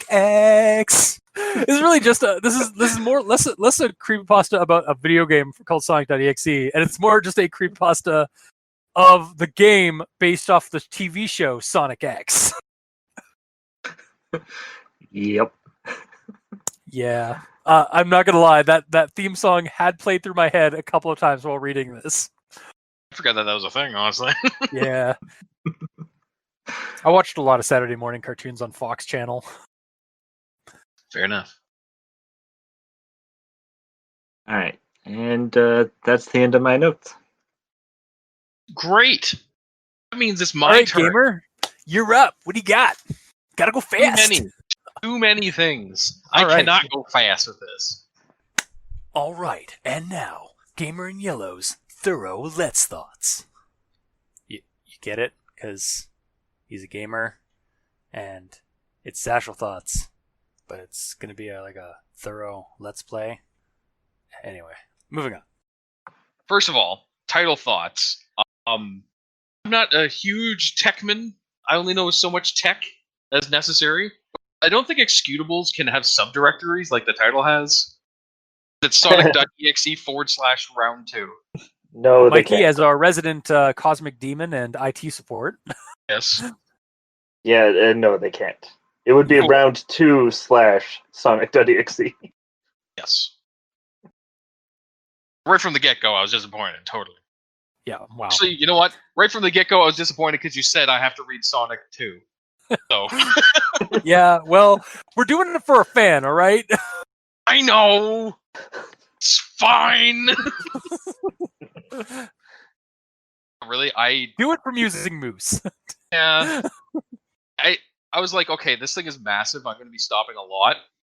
Set up a timer. It took me 4 hours to get through this whole thing. Jesus. Yeah. Okay. That's why I'm like, I'm not going to leave this to the last minute. I'm just going to burn through it as soon as I wake up. God damn. Yeah, that was honestly me. Like, I think I finished this Monday. Mm-hmm. So, into my notes, where I have written down a note for every single section. Jesus Christ. Okay. I have something to say about every section. Some of the stuff I'm not already. going to interrupt you at all. Cool. I'm going on mute so I don't interrupt you. Oh, you're more than welcome. I don't give a shit. So, step 1, the intro. None of us have found any connections or clues that could help us learn why all of this is happening. Well, no, that's not true. There's one cop who may have uncovered more about the murders than we did. So, the first question is this intro transcribed from an audio format? Because if it wasn't, Air, at this point, because that's his name, has a backspace key just like the rest of us. So he wouldn't be like, well, he wouldn't be going ellipses, well, no, that's not true, because he could just backspace and change it, right? Oh, unless this is a journal of a journal, and he's writing it down in pen, and he's like, "Oh crap!" Instead of crossing it out, he just like ... continue. Yes, and that's what my next line was going to be, unless he's sitting at a desk with a quill and an inkwell writing by candlelight, which I could see as well. Yes, the anachronism of the Sonic.EXE universe. It actually takes place in the 18th century. Totally, yeah. And he's just or the foretelling 19th things in the century future. with like the first vacuum computer, but an alternate history where vacuum computers or vacuum tube computers are a thing in like the 18 or just none of that is a thing, and this guy is just like he's just foretelling all these things in the future that actually happen. Yeah. Anyways, he's a regular Nostradamus. Totally.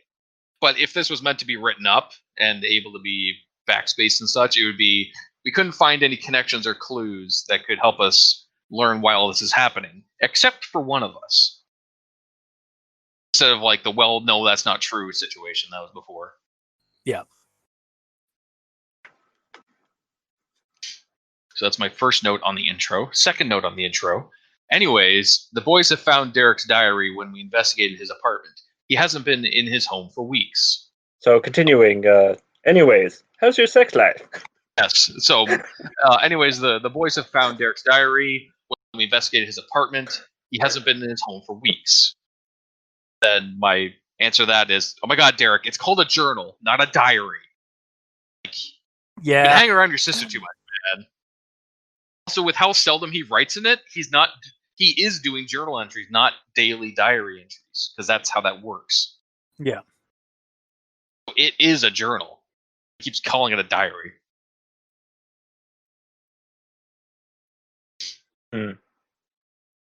Moving on. The diary recorded all of what Derek found in his investigation. First of all, in hindsight, no, it didn't, because there's his sister's notes that he didn't actually record into the diary. So he didn't actually record everything. But is this even legal for him to do? Like, the fact that he takes the diary home with him. I get it that if he has to leave it at the station because it's all evidence and shit, but it's evidence of personal information of a ton of people, and he's just bringing it home with him. Is that kosher? He's the boss. Like he can do whatever he wants. I'm talking about Derek. Yeah. Oh. Yeah. No. As a detective, yeah, Derek would. It's basically it's effectively his notebook. It's notepad which he bring home and stuff, so he can work from home. Would bring it home? Yeah. Yep. That's actually rather okay. believable. I just didn't know if that was kosher or not. I thought I'd bring it up. The next one, a lot of what he wrote down seems to connect a lot about what's going on with these murders. At least I hope he was onto something. Here's what Derek wrote. So, considering the boss is writing this down, won't he know? Hasn't he read the story? He says, like, well, I think he knows he's going to find out what's going on with murders. Boss doesn't seem to know any of the information that's in Derek's diary, even though he's writing this after he found Derek's diary.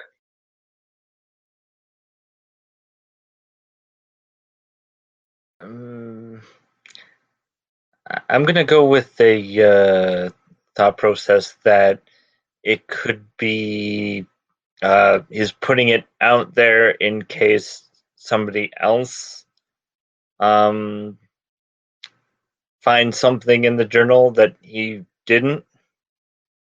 Maybe, but it's not worded like that at all. Yeah. That was It's like, grasping at straws. a lot of what he wrote down seems to connect to what's going on with the murders. At least I hope he was onto something. Wouldn't he know if he's onto something that's saying? No? Yeah. Yeah, I don't know. 11:22 a.m., October 24th, 2011. He's currently writing down while he's on path to an investigation. Wow, it's been a while since me and Chelsea tackled a murder case. This might be interesting. we're in the truck right now, and we're heading for the 11:25 p.m. So I crashed the truck. Shouldn't write while I'm driving from now on. I wish it did that. He is inept enough that would happen. Yeah.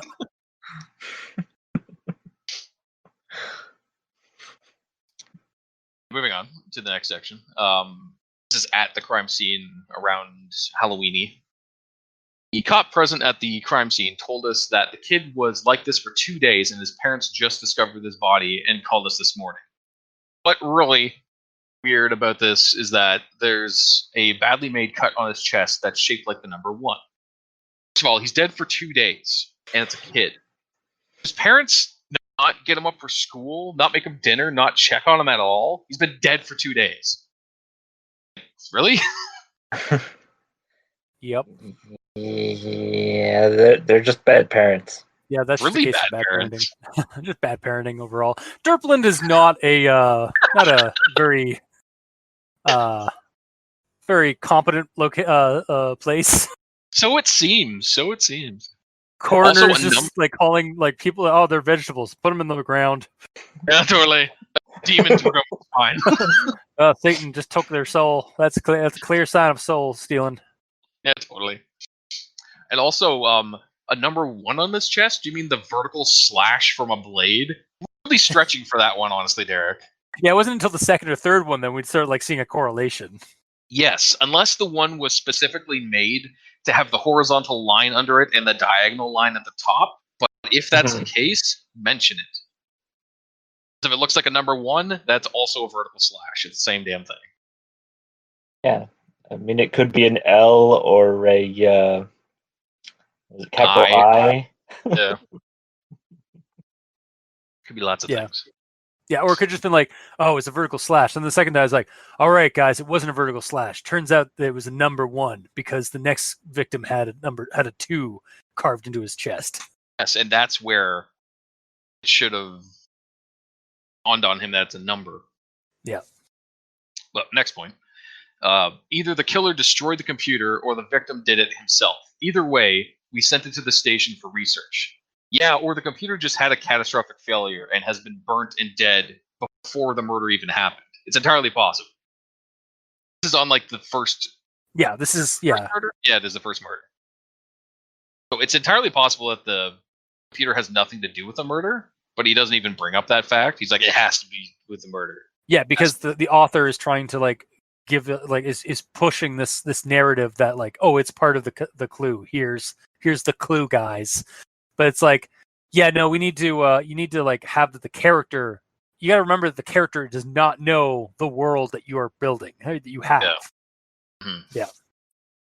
Okay. And then the computer autopsy comes back. They told us that the computer is wrecked from the inside and out. So this is the second time that wrecked is used to describe how it looked. Before it was burned and wrecked, so I imagine the computer has been melted to the point of being completely unusable. Damn it, Ralph! Why did you have to wreck the internet? Wow. However, this added part of wrecked from the inside and out implies that it was struck by something as well. So I guess it's smashed and burnt then, would be a better way to say it. And also, this is the first where I made some detective being so vague about evidence. Right. It's his first of his many sins of being a detective here. So moving on.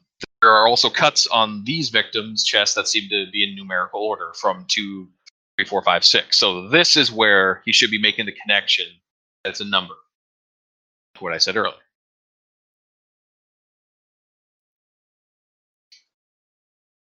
And it's weird. What does a Sonic game, possibly a fan-made one at that, got to do with the killings?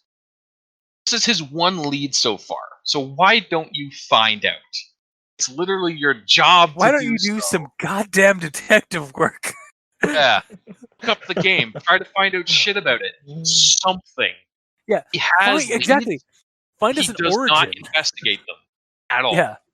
Like do what the detective in Stay Alive did, and go to game stores and start asking around about this game called Stay Alive or Sonic.EXE.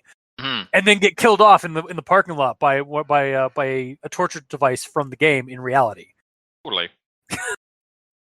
I love that movie.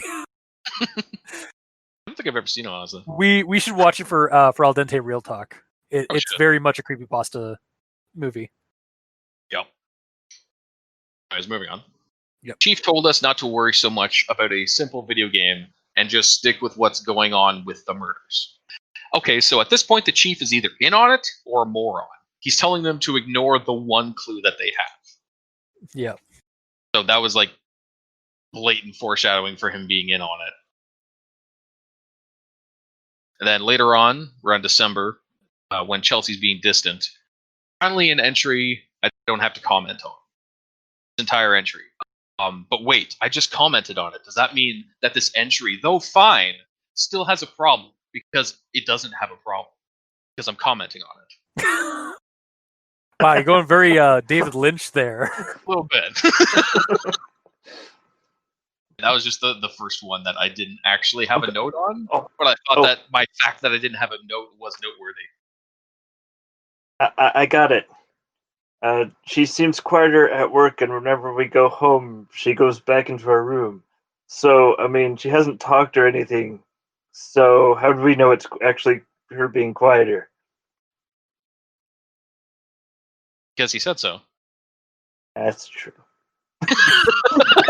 Moving on. Yeah. We got a lot to cover, apparently. Moving on. Yeah, I'm at 16 out of 43, so please can I continue? Go. Okay. So the next section loads up. Then an issue with the next section. All is right with the world. That's good. So it's been 5 days, and you haven't tried talking to her about her distance, her being the sister. Why is she avoiding him? Why is she locked up in her room? He doesn't try to find out.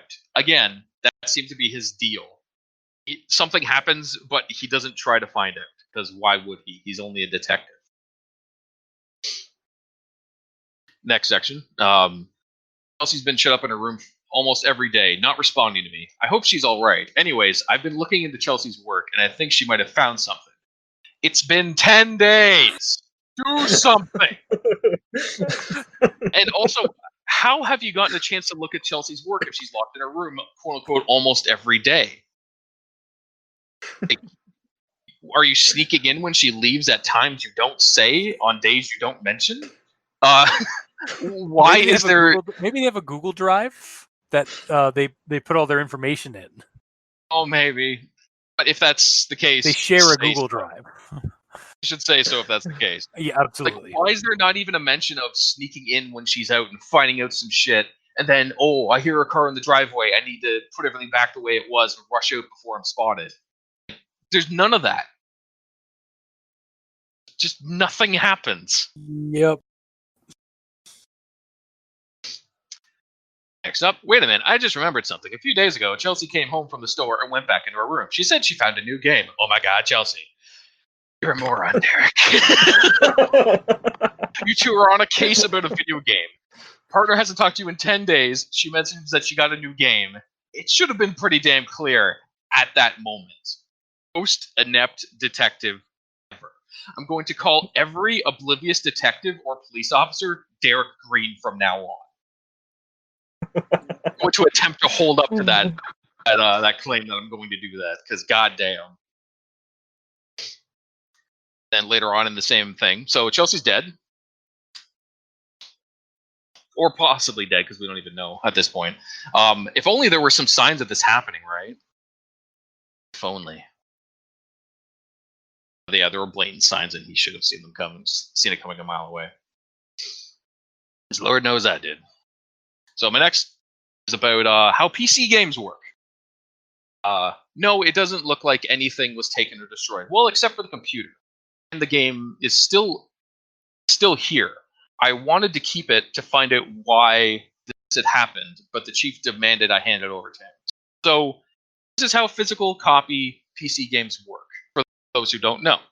Get a game, it's on a disc. You put the disc in your PC, you install the game. The game requires you to have the disc in the tray to play the game. So if that's the case, the disc would have been burnt up with the PC. That being said, that's judging it like it's a full-fledged PC game. Since it's some hack or something, I suppose it's fair enough to say that you could install it and the game is set up to not need the disk to run it, or it's on a flash drive or something. But as usual, nothing is said. Yeah, well, yeah, a typical no CD crack, which I've used many a time for PC games. Yeah. Again, it's like a hacked made game, so it doesn't necessarily need it. Like, it could be set up. Like, I'm assuming when you make a full-fledged PC game, they have to set up code that requires the disk. If you don't set up that code, then it just works without it. So, I guess that's fine. When I first read about all that, it kind of bugged me. Then the chief asks for the game back. The way he asks for it is really odd. It's like if he doesn't. It's like as if he doesn't want me to do anything to the game disc. Well, the chief is dead or in on it right now, because if he doesn't want him to wreck it, because either A, he's being a proper cop and not wanting him to tamper with evidence, or B, he wants to play it and see if Derek is right about all this. Which we find out he's in on it. Yeah, totally. And then December 28th, Chelsea's funeral. A woman came up to me in the funeral party. Her name is Shannon Goldman. She was supposedly a representative for Cult of X, as she called it. At a funeral, you approach the brother of the departed and drop some quote-unquote weird religious crap on him. The balls on this woman. What the hell? Yeah. Although that's, again, par for the course for a lot of crazy religious types. Like, not even just cults, but like grieving? Yeah. Because they try to because it's one of the, it's a strong it's sometimes a good way to get somebody into your ideology is during the grieving process. Trying to strike when they're weakest kind of situation. Exactly. Such a dick move. Yep. Welcome to culthood. Yeah. Not that we've ever done that. No, never. No, totally not. Anyways, so next part, when he's investigating Chelsea's room, this entry is pretty good. It all makes sense, but there's a change to the formula of the killings here. It's not explained how it's changed, like with the computer being functional enough to actually look up shit. But I kind of like how the formula's changed. I just wish I knew how it changed.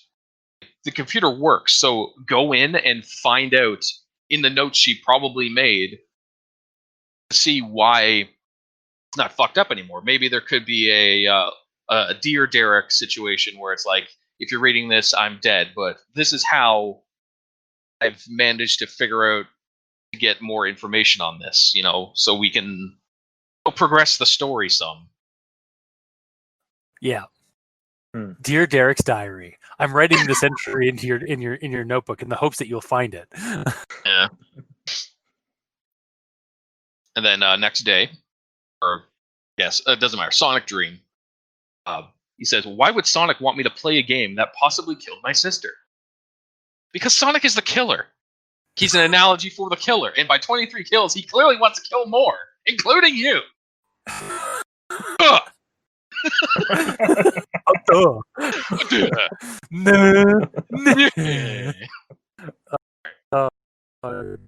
Looked over Chelsea's notes again, and she seems to agree with me. Apparently, X has something to do with Sonic.EXE, the game.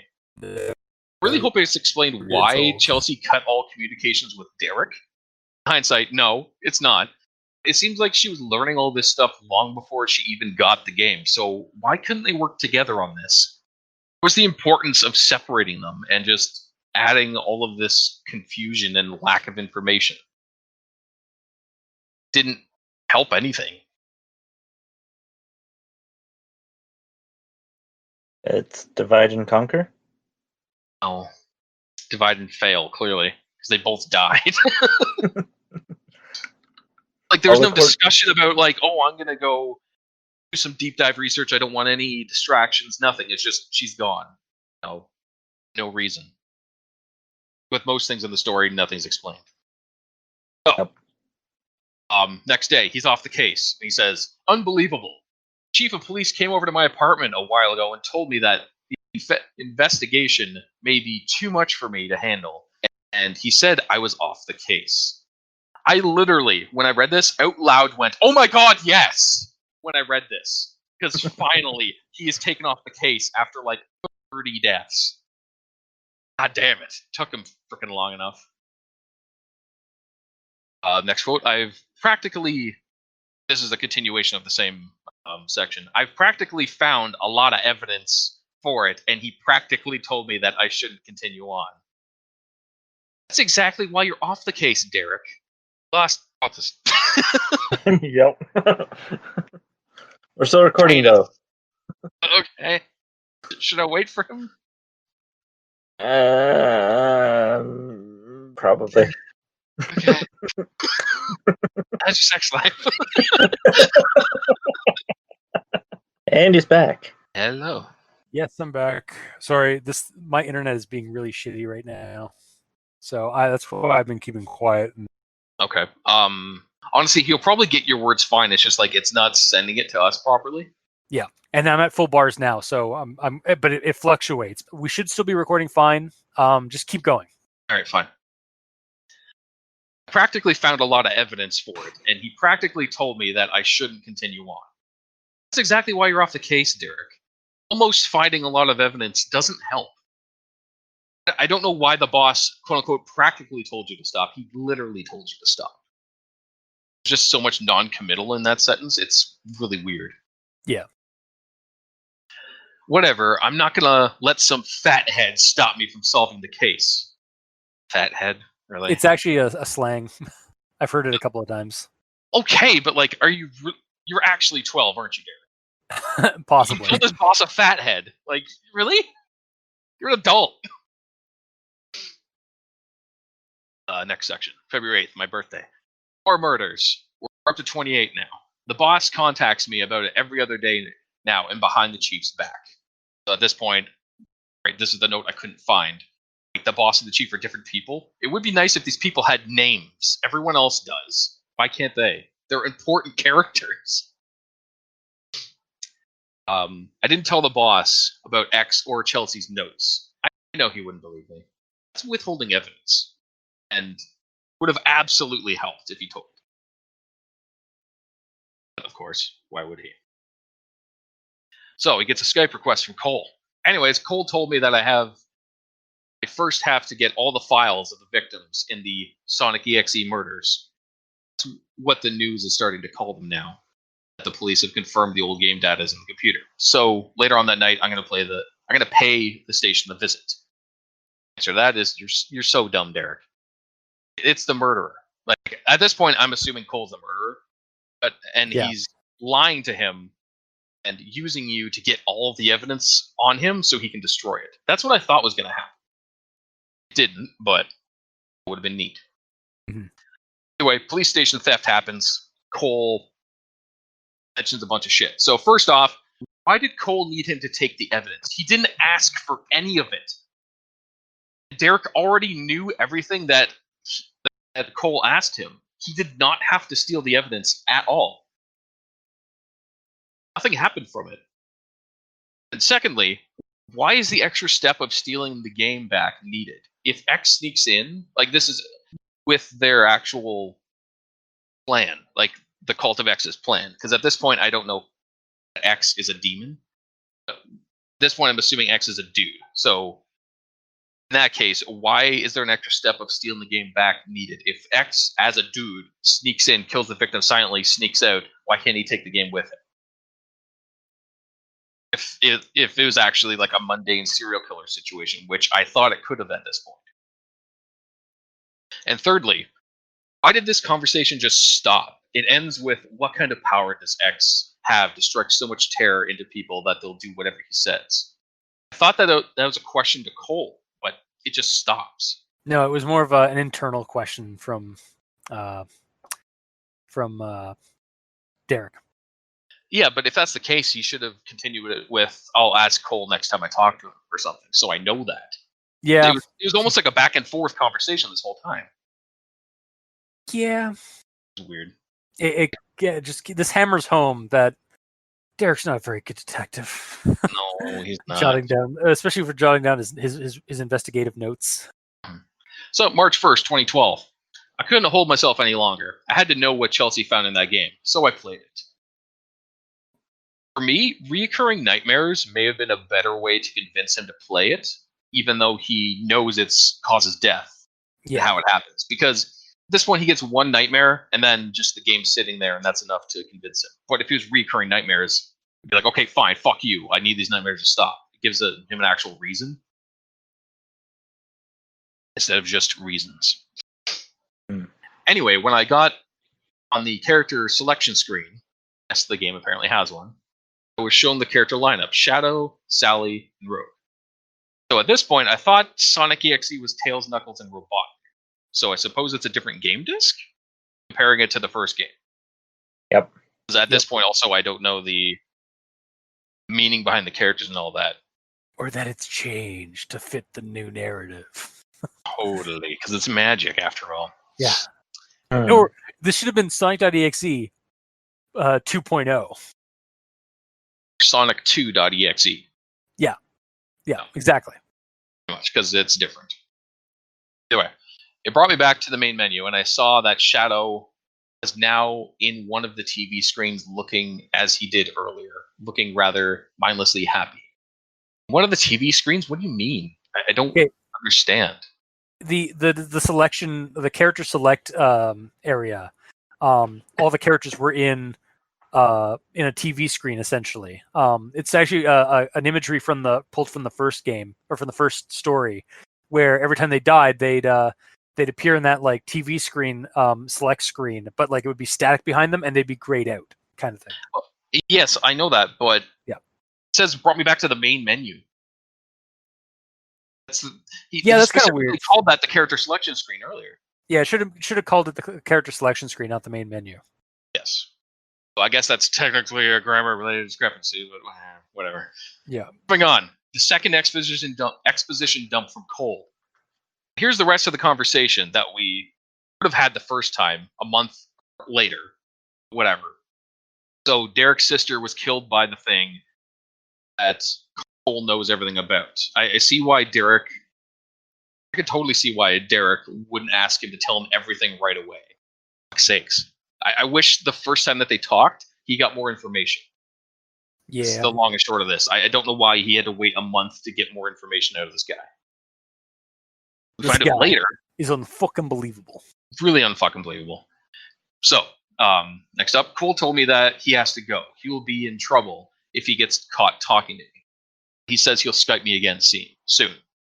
Should have been said the first time that he had to go, so he couldn't answer all of his questions right away. There's been that whole first exposition dump. It should have ended with that. So we know, okay, that's why it stopped. That's why you couldn't ask every question that we have right now. It gives it an in-lore reason why he can't just, why there has to be a drip feed of information. The next quote, I am also asked to keep an eye out. The cult is getting suspicious. Well, Derek played the game, so there's probably a Sonic plushie watching him as he speaks. So they already know everything that's happening. Yep. He did play the the game. avatar of X is already upon you. Yeah. I nearly escaped from a few members of the cult and anybody that might be involved. I can't trust anyone now. As in, you were attacked? That's so damn vague. It's at like the start of one of the sections. Yeah. So he doesn't say that like some guys try to rough him up or nothing, and just I nearly escaped from a few members of the cult. That honestly feels like something offhandedly would be said in a Slender vlog, like Dark Harvest. It's like we escaped the cult of the Slender cult. But it also feels like this is the second or third time that the cult has come after him, because he's not surprised that the cult came after him right now. Yeah, it really should have been. Again, more details would have helped the story immensely. Yeah. Person this time, talking about one of the deaths, was a middle-aged guy named Paul. He was very paranoid of the outside world and anything could traumatize the poor guy. Apparently, he had Sonic Adventure 2 aimed to stay sane. that was his one game to stay sane, why would he get Sonic.EXE? Especially since the papers are calling the serial killings Sonic.EXE murders. Why would this guy go out and get the game? If he's already sensitive and paranoid, why would he purposefully buy the game that's murdering people? Yeah. To that point, as soon as the media put out that everyone that had the Sonic.EXE game died, why are people still buying the game? Everyone would know in this town. As soon as the media talked about it, it would completely stop. Derpland is like Dairy Maine. X has, like Pennywise, X has a field of mental molasses over the entire town. It sure seemed like it, because goddamn. Oh, the poor citizens of Derpland. I feel bad for them. I bet you X has made the poor man a vegetable in his world by now. In regards to this Paul guy. Yeah. No? Know exactly how it works. X takes the soul through the PC, leaves the body in like the normal dimension as a vegetable, and takes the soul to be a servant. So no, his soul is not a vegetable in X's world. Wow, that is in the real world. That is some quality nitpicking semantics. I love it. It's not nitpicking at all. I know. I mean, Eric like, knows exactly what happens, but he's ignoring what he knows. He meant. I think the author meant to word it that like the guy's a vegetable in our world, but like is now a soul, like because his soul's been taken to X's world. But the way he said it, I understand why you went that way. I bet you X has made the poor man a vegetable in his world by now. Yeah, he's a vegetable in the real world. He's there. He knows that because he's standing over the body. Yes. Yeah. God damn. Oh my god. Claims against the chief being in on it. Called that ages ago, Derek. Good job. When I uncovered this conspiracy, I'm ratting you out, is what Derek says. Ratting you out? Fucking detective. Act like it. Like he's using more and more childish words. I kind of want that. Like this sounds like it's like the show Elementary by starring Detective Derek. But it's like not like the cool Elementary, like with like the nice like font, like type font that you see from like the actual like Sherlock Holmes modern day like detective work show. It's like kindergarten cop style Elementary. Pretty much. Yeah. Like a detective would say, I'm ratting you out on this. Like, Jesus.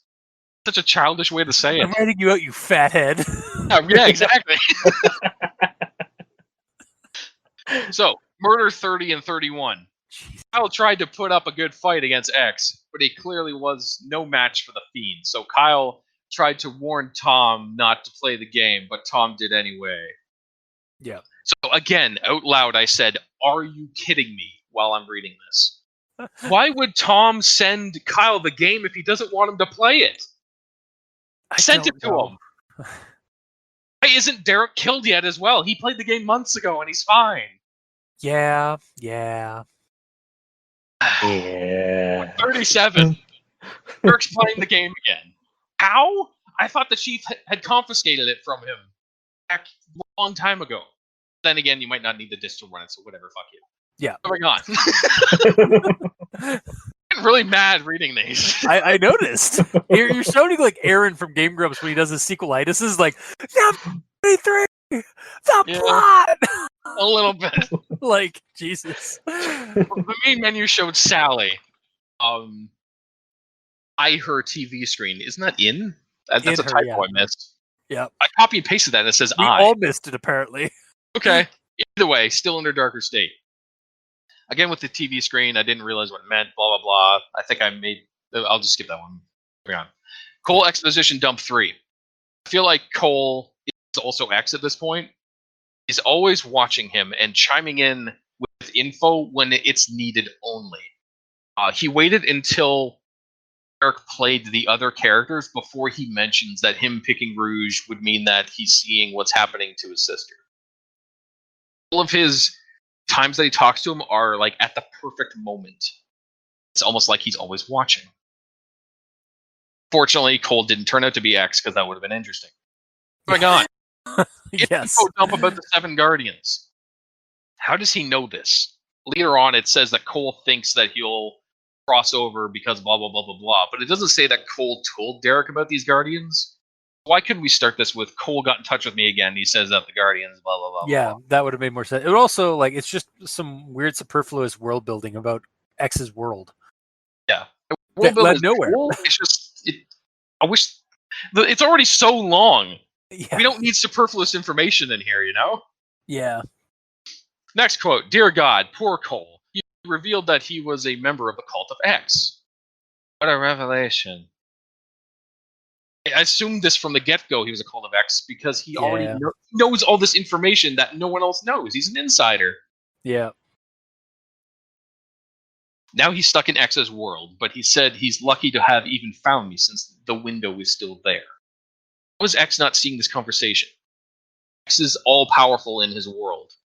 It's That's true. One thing. So he would know everything that's happening, unless he's wanting this to happen because it's bringing Derek in and stuff. He's letting the information get out. So, blank cut in time, and then it says that was Derek's last entry. He wrote this 3 weeks ago. Today is his birthday, and now he's dead. First of all, the birthday thing's completely unnecessary. I just realized that. But this is how I responded to this. Woo!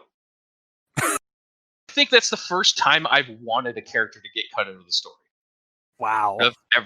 I hate Derek. He's so dumb. The dumbest character. But he's a good detective. He's not. Fuck you. It's so in the beginning of the story. He's a good detective. You can tell because me of his that sister. Sky's pink all day, but it's not. God damn it. Oh, God. Oh, audio recording happens. The sound of high heels is heard as another person walks in the room. Shannon Goldman.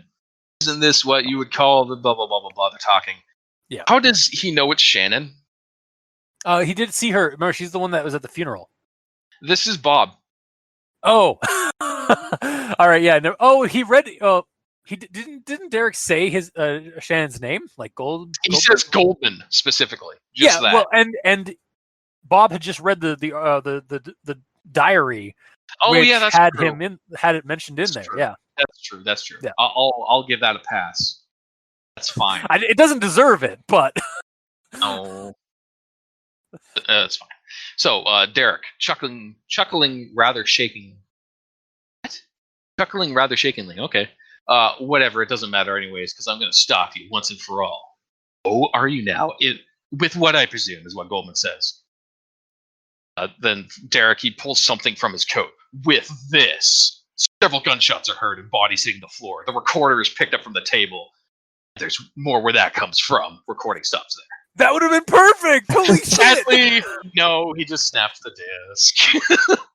Oh God, that would have been amazing. I was like, Yeah. wait, did you read something I didn't? What? I wish. I really wish.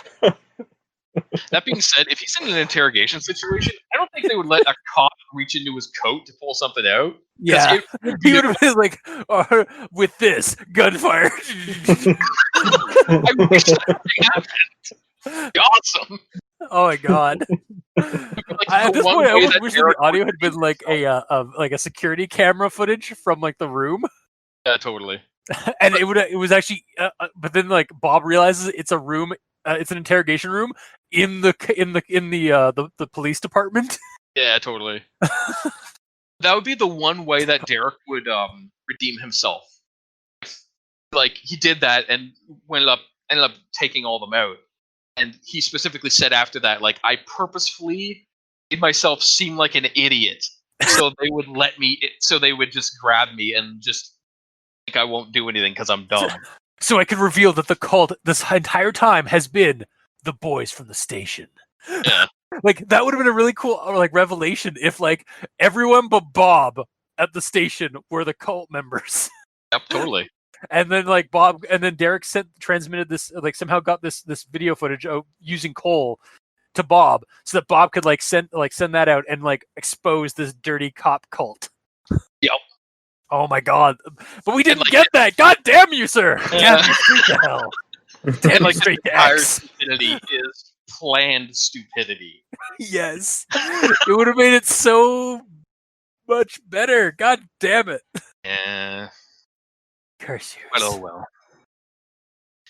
And moving to the end of the recording, where X is like, "Hi, Derek." Derek's like, "No, no," and all that. And X is like, "Ready for round 2? Title drop." So was there a round 1? Why would he say round 2? I don't know. Because technically, round 1 would have been with Kyle and Tom from the first game. Well, although Yeah. technically that's round 30 and 31. Yeah. Yeah. So round 2 really doesn't make any sense. No. It really Unless wouldn't- unless it's like the select screen is laid out like Shadow, Oh, Rouge, and yeah. Sally. So he played Yeah. round 1 and round 3, but he's forcing him to play round 2 now. Just move on. Yeah, I'm almost done. So, in the closing thoughts, this is what Bob's saying. After hearing this, I've never felt so helpless. I'm with you, Bob. Both my friends are gone, taken from me. Oh, if you knew his sister too? At this point, I didn't click that he is the boss. Like, I had to read the entire story. God. And by the end, I'm like, wait, I guess he's maybe the boss from the start, but it Yeah. doesn't say. But anyways, Okay. I was not aware. And then, there's nothing I can do about this. I'm a useless cop after all. That's what the boss guy's saying. Why is he useless? Derplin. The Derplin PD. Yeah. Yeah, I suppose. I like how we've come up with an excuse. It's just Derplin. It's just airplane, yeah. That's going to be a running thing from now on. I think. Yeah, we've got left. We're creating a whole creepypasta geography. Really are. Yeah, Left Jeez. Town. We got Derpland. Yep. There's others, I'm sure. Dirk that we've Green is mentioned going to across. be every idiot police officer from now on. God damn it. Yep. And the last one. Well, how can Um, Derek be the detective? It's got to be Bob Richardson. He's got to be the detective from now on. Because he's just unless he's just the useless police officer every time. That's what I'm saying. Oh, okay, gotcha. There's a police officer in the story that doesn't have a name. His name is Derek Green. Gotcha. Okay. Yeah. Write that down. I already do. Don't worry. All right, cool. It's Derek Green, the eternally green detective. Yes. But yeah, that's the end of my notes. Finally. And this has been a thorough Let's Play of By the Gamer in Yellow. I wanted to find sections that I didn't have to say something on, but every section is just like, why this, why that? We hope you enjoyed a thorough Let's Play. Yeah. Things that are excusable are the things at the end where I didn't realize from the get-go that this character is the boss because he doesn't have a fucking name Yeah. he refers to. It really should have had Bob somewhere at the beginning, Yeah. at least. But yeah. All right. Or even if he called him Captain whatever the fuck his last Yeah. name is. Captain Richardson. Yeah, there you go. Captain Hill, like you said, though. Honestly. Yeah, Hill would have been a missed opportunity, guy. Come on. Yeah. All right. So, I guess moving on to final thoughts. Yes. Please. Now that is done, now that we are almost 3 hours in. My pain, please. All right. So, I like the format of the diary entries that is uncovered by a friend of a doomed character, and the cult criminal element, and even like the dirty cop element, and the more grounded or familial explanation for X's nature, like a creature who wants into our reality from its own and is using the Sonic game as its point of entry, rather than bringing up that it's a fan of Sonic and that's why it wants in. Those are my positive things. Mhm. The issues lie in the content and the length. In that, it is too skimmed on investigative intel, and character choices are incredibly suspect. It feels like an improvement on the previous story, but I would love to see this whole thing like developed and improved upon writing wise even if it's longer, the investigation into so many deaths and whatnot could be really fleshed out to lead up to its horrific or like its horror epic kind of conclusion there. And yeah, just editing. Like, I cannot stress that enough. Like, a round of editing, even a friend or somebody that you trust with writing and reading and stuff like that should have taken a look at this to help you like clean this up. Yeah, so as it is, I'm not going to recommend it, but to me, it surprisingly had a lot of potential after reading Sonic.EXE like those years ago, and then coming back to an official sequel to it. I guess because the bar was pretty low for Sonic.EXE, that like I saw a lot more potential in this one than Sonic.EXE. But I'm still not recommending this on account of its execution. So that's my final thoughts. Mikey, you're next. All right. Well, round 2. Well, my issue is with the computers, whether they're actually destroyed, burned, whatever, and then suddenly the one still works, and it's like, what? For reasons. Yeah, for a plot device. Tasty raisins. Maybe that's the round 2, is that if you can play the game once and someone dies, then you can play the game a second time with the same computer. It's round 2. Maybe. Or maybe it's just stupid. Yeah. It's also his third time playing the game. Yeah. Or it's 33rd. And the 33rd death, yeah. Yeah. Yeah. Oh, yeah. The issue with the lack of descriptions, and then the over-descript audio tape, where it needed less description. Yeah. Just doesn't do anything for it. So I'm not recommending this. And Gamer, after that thorough Let's Play, your final thoughts. I loved it.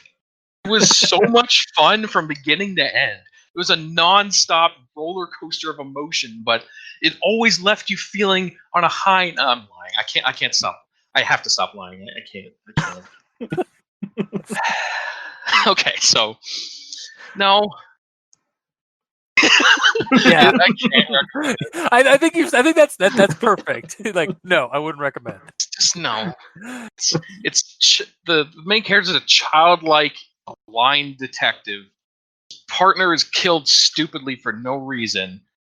The obvious villain is not obvious until it's too late. Like with Sharon. Failure of police procedure, unnamed important characters, overly fantastical villains sounding like a cartoon, basically. Lack of investigation considering the main character is a detective. Twists that I saw a mile away, just no. The only upside to this is that I will forever refer to dumb police officers as Derek Green, the eternally green detective. And we have discovered yet a new geographical location in the world of creepypastas. Dirkland. Yes. Yeah. All right. Well, we hope you enjoyed that. We hope you enjoyed our journey into madness with the official sequel to Sonic.EXE, Sonic.EXE / or is it slash or dash? / Right? Yeah. / round 2. Thanks. If you'd like to, wow. We do it for the fans. Yeah. Honestly, it wasn't that much hell. It's pretty hell, but it was fun. It was. I mean, like, it was fun. You said that you would rather read this than original Sonic.EXE. I would definitely rather read this. I wouldn't. Sonic.EXE, the first one's short, from what I remember. This one took me 4 hours. Was it? No, it wasn't. I don't know if it was that short. Okay. Anyway, that was this week's episode. If you like what you heard, or if you didn't, you can leave us a comment in the comment section below, where it's posted, whether it be on Podbean, Facebook, YouTube, or Tumblr. You can also get a hold of us on Twitter. Mikey's at the E stands for evil. The Gamer in Yellow is at the Gamer in Yellow without that W, because his name is too damn long. For the glory of the king. And I'm at Review Cultist.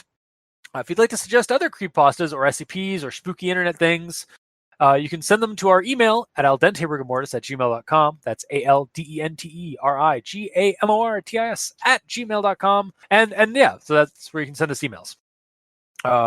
If you'd like to help support the show, you can go to Patreon, look up Al Dente Rigor Mortis, and select the backer tier you'd like to support us at. We have $2 and $5 tier with special episodes, extra content, early access. To our patrons that are already helping support the show, thank you guys immensely. You're helping keep those hosting bills at bay, and we very much appreciate that.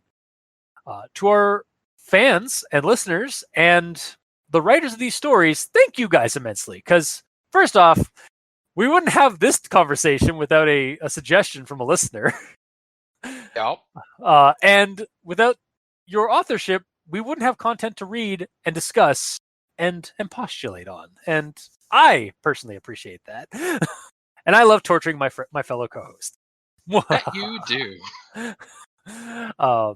So until next time, I've been your host, Review Cultist. I'm Mikey. The E stands for evil. I'm happy it's over. And this has been Al Dente Rigor Mortis. Sleep well.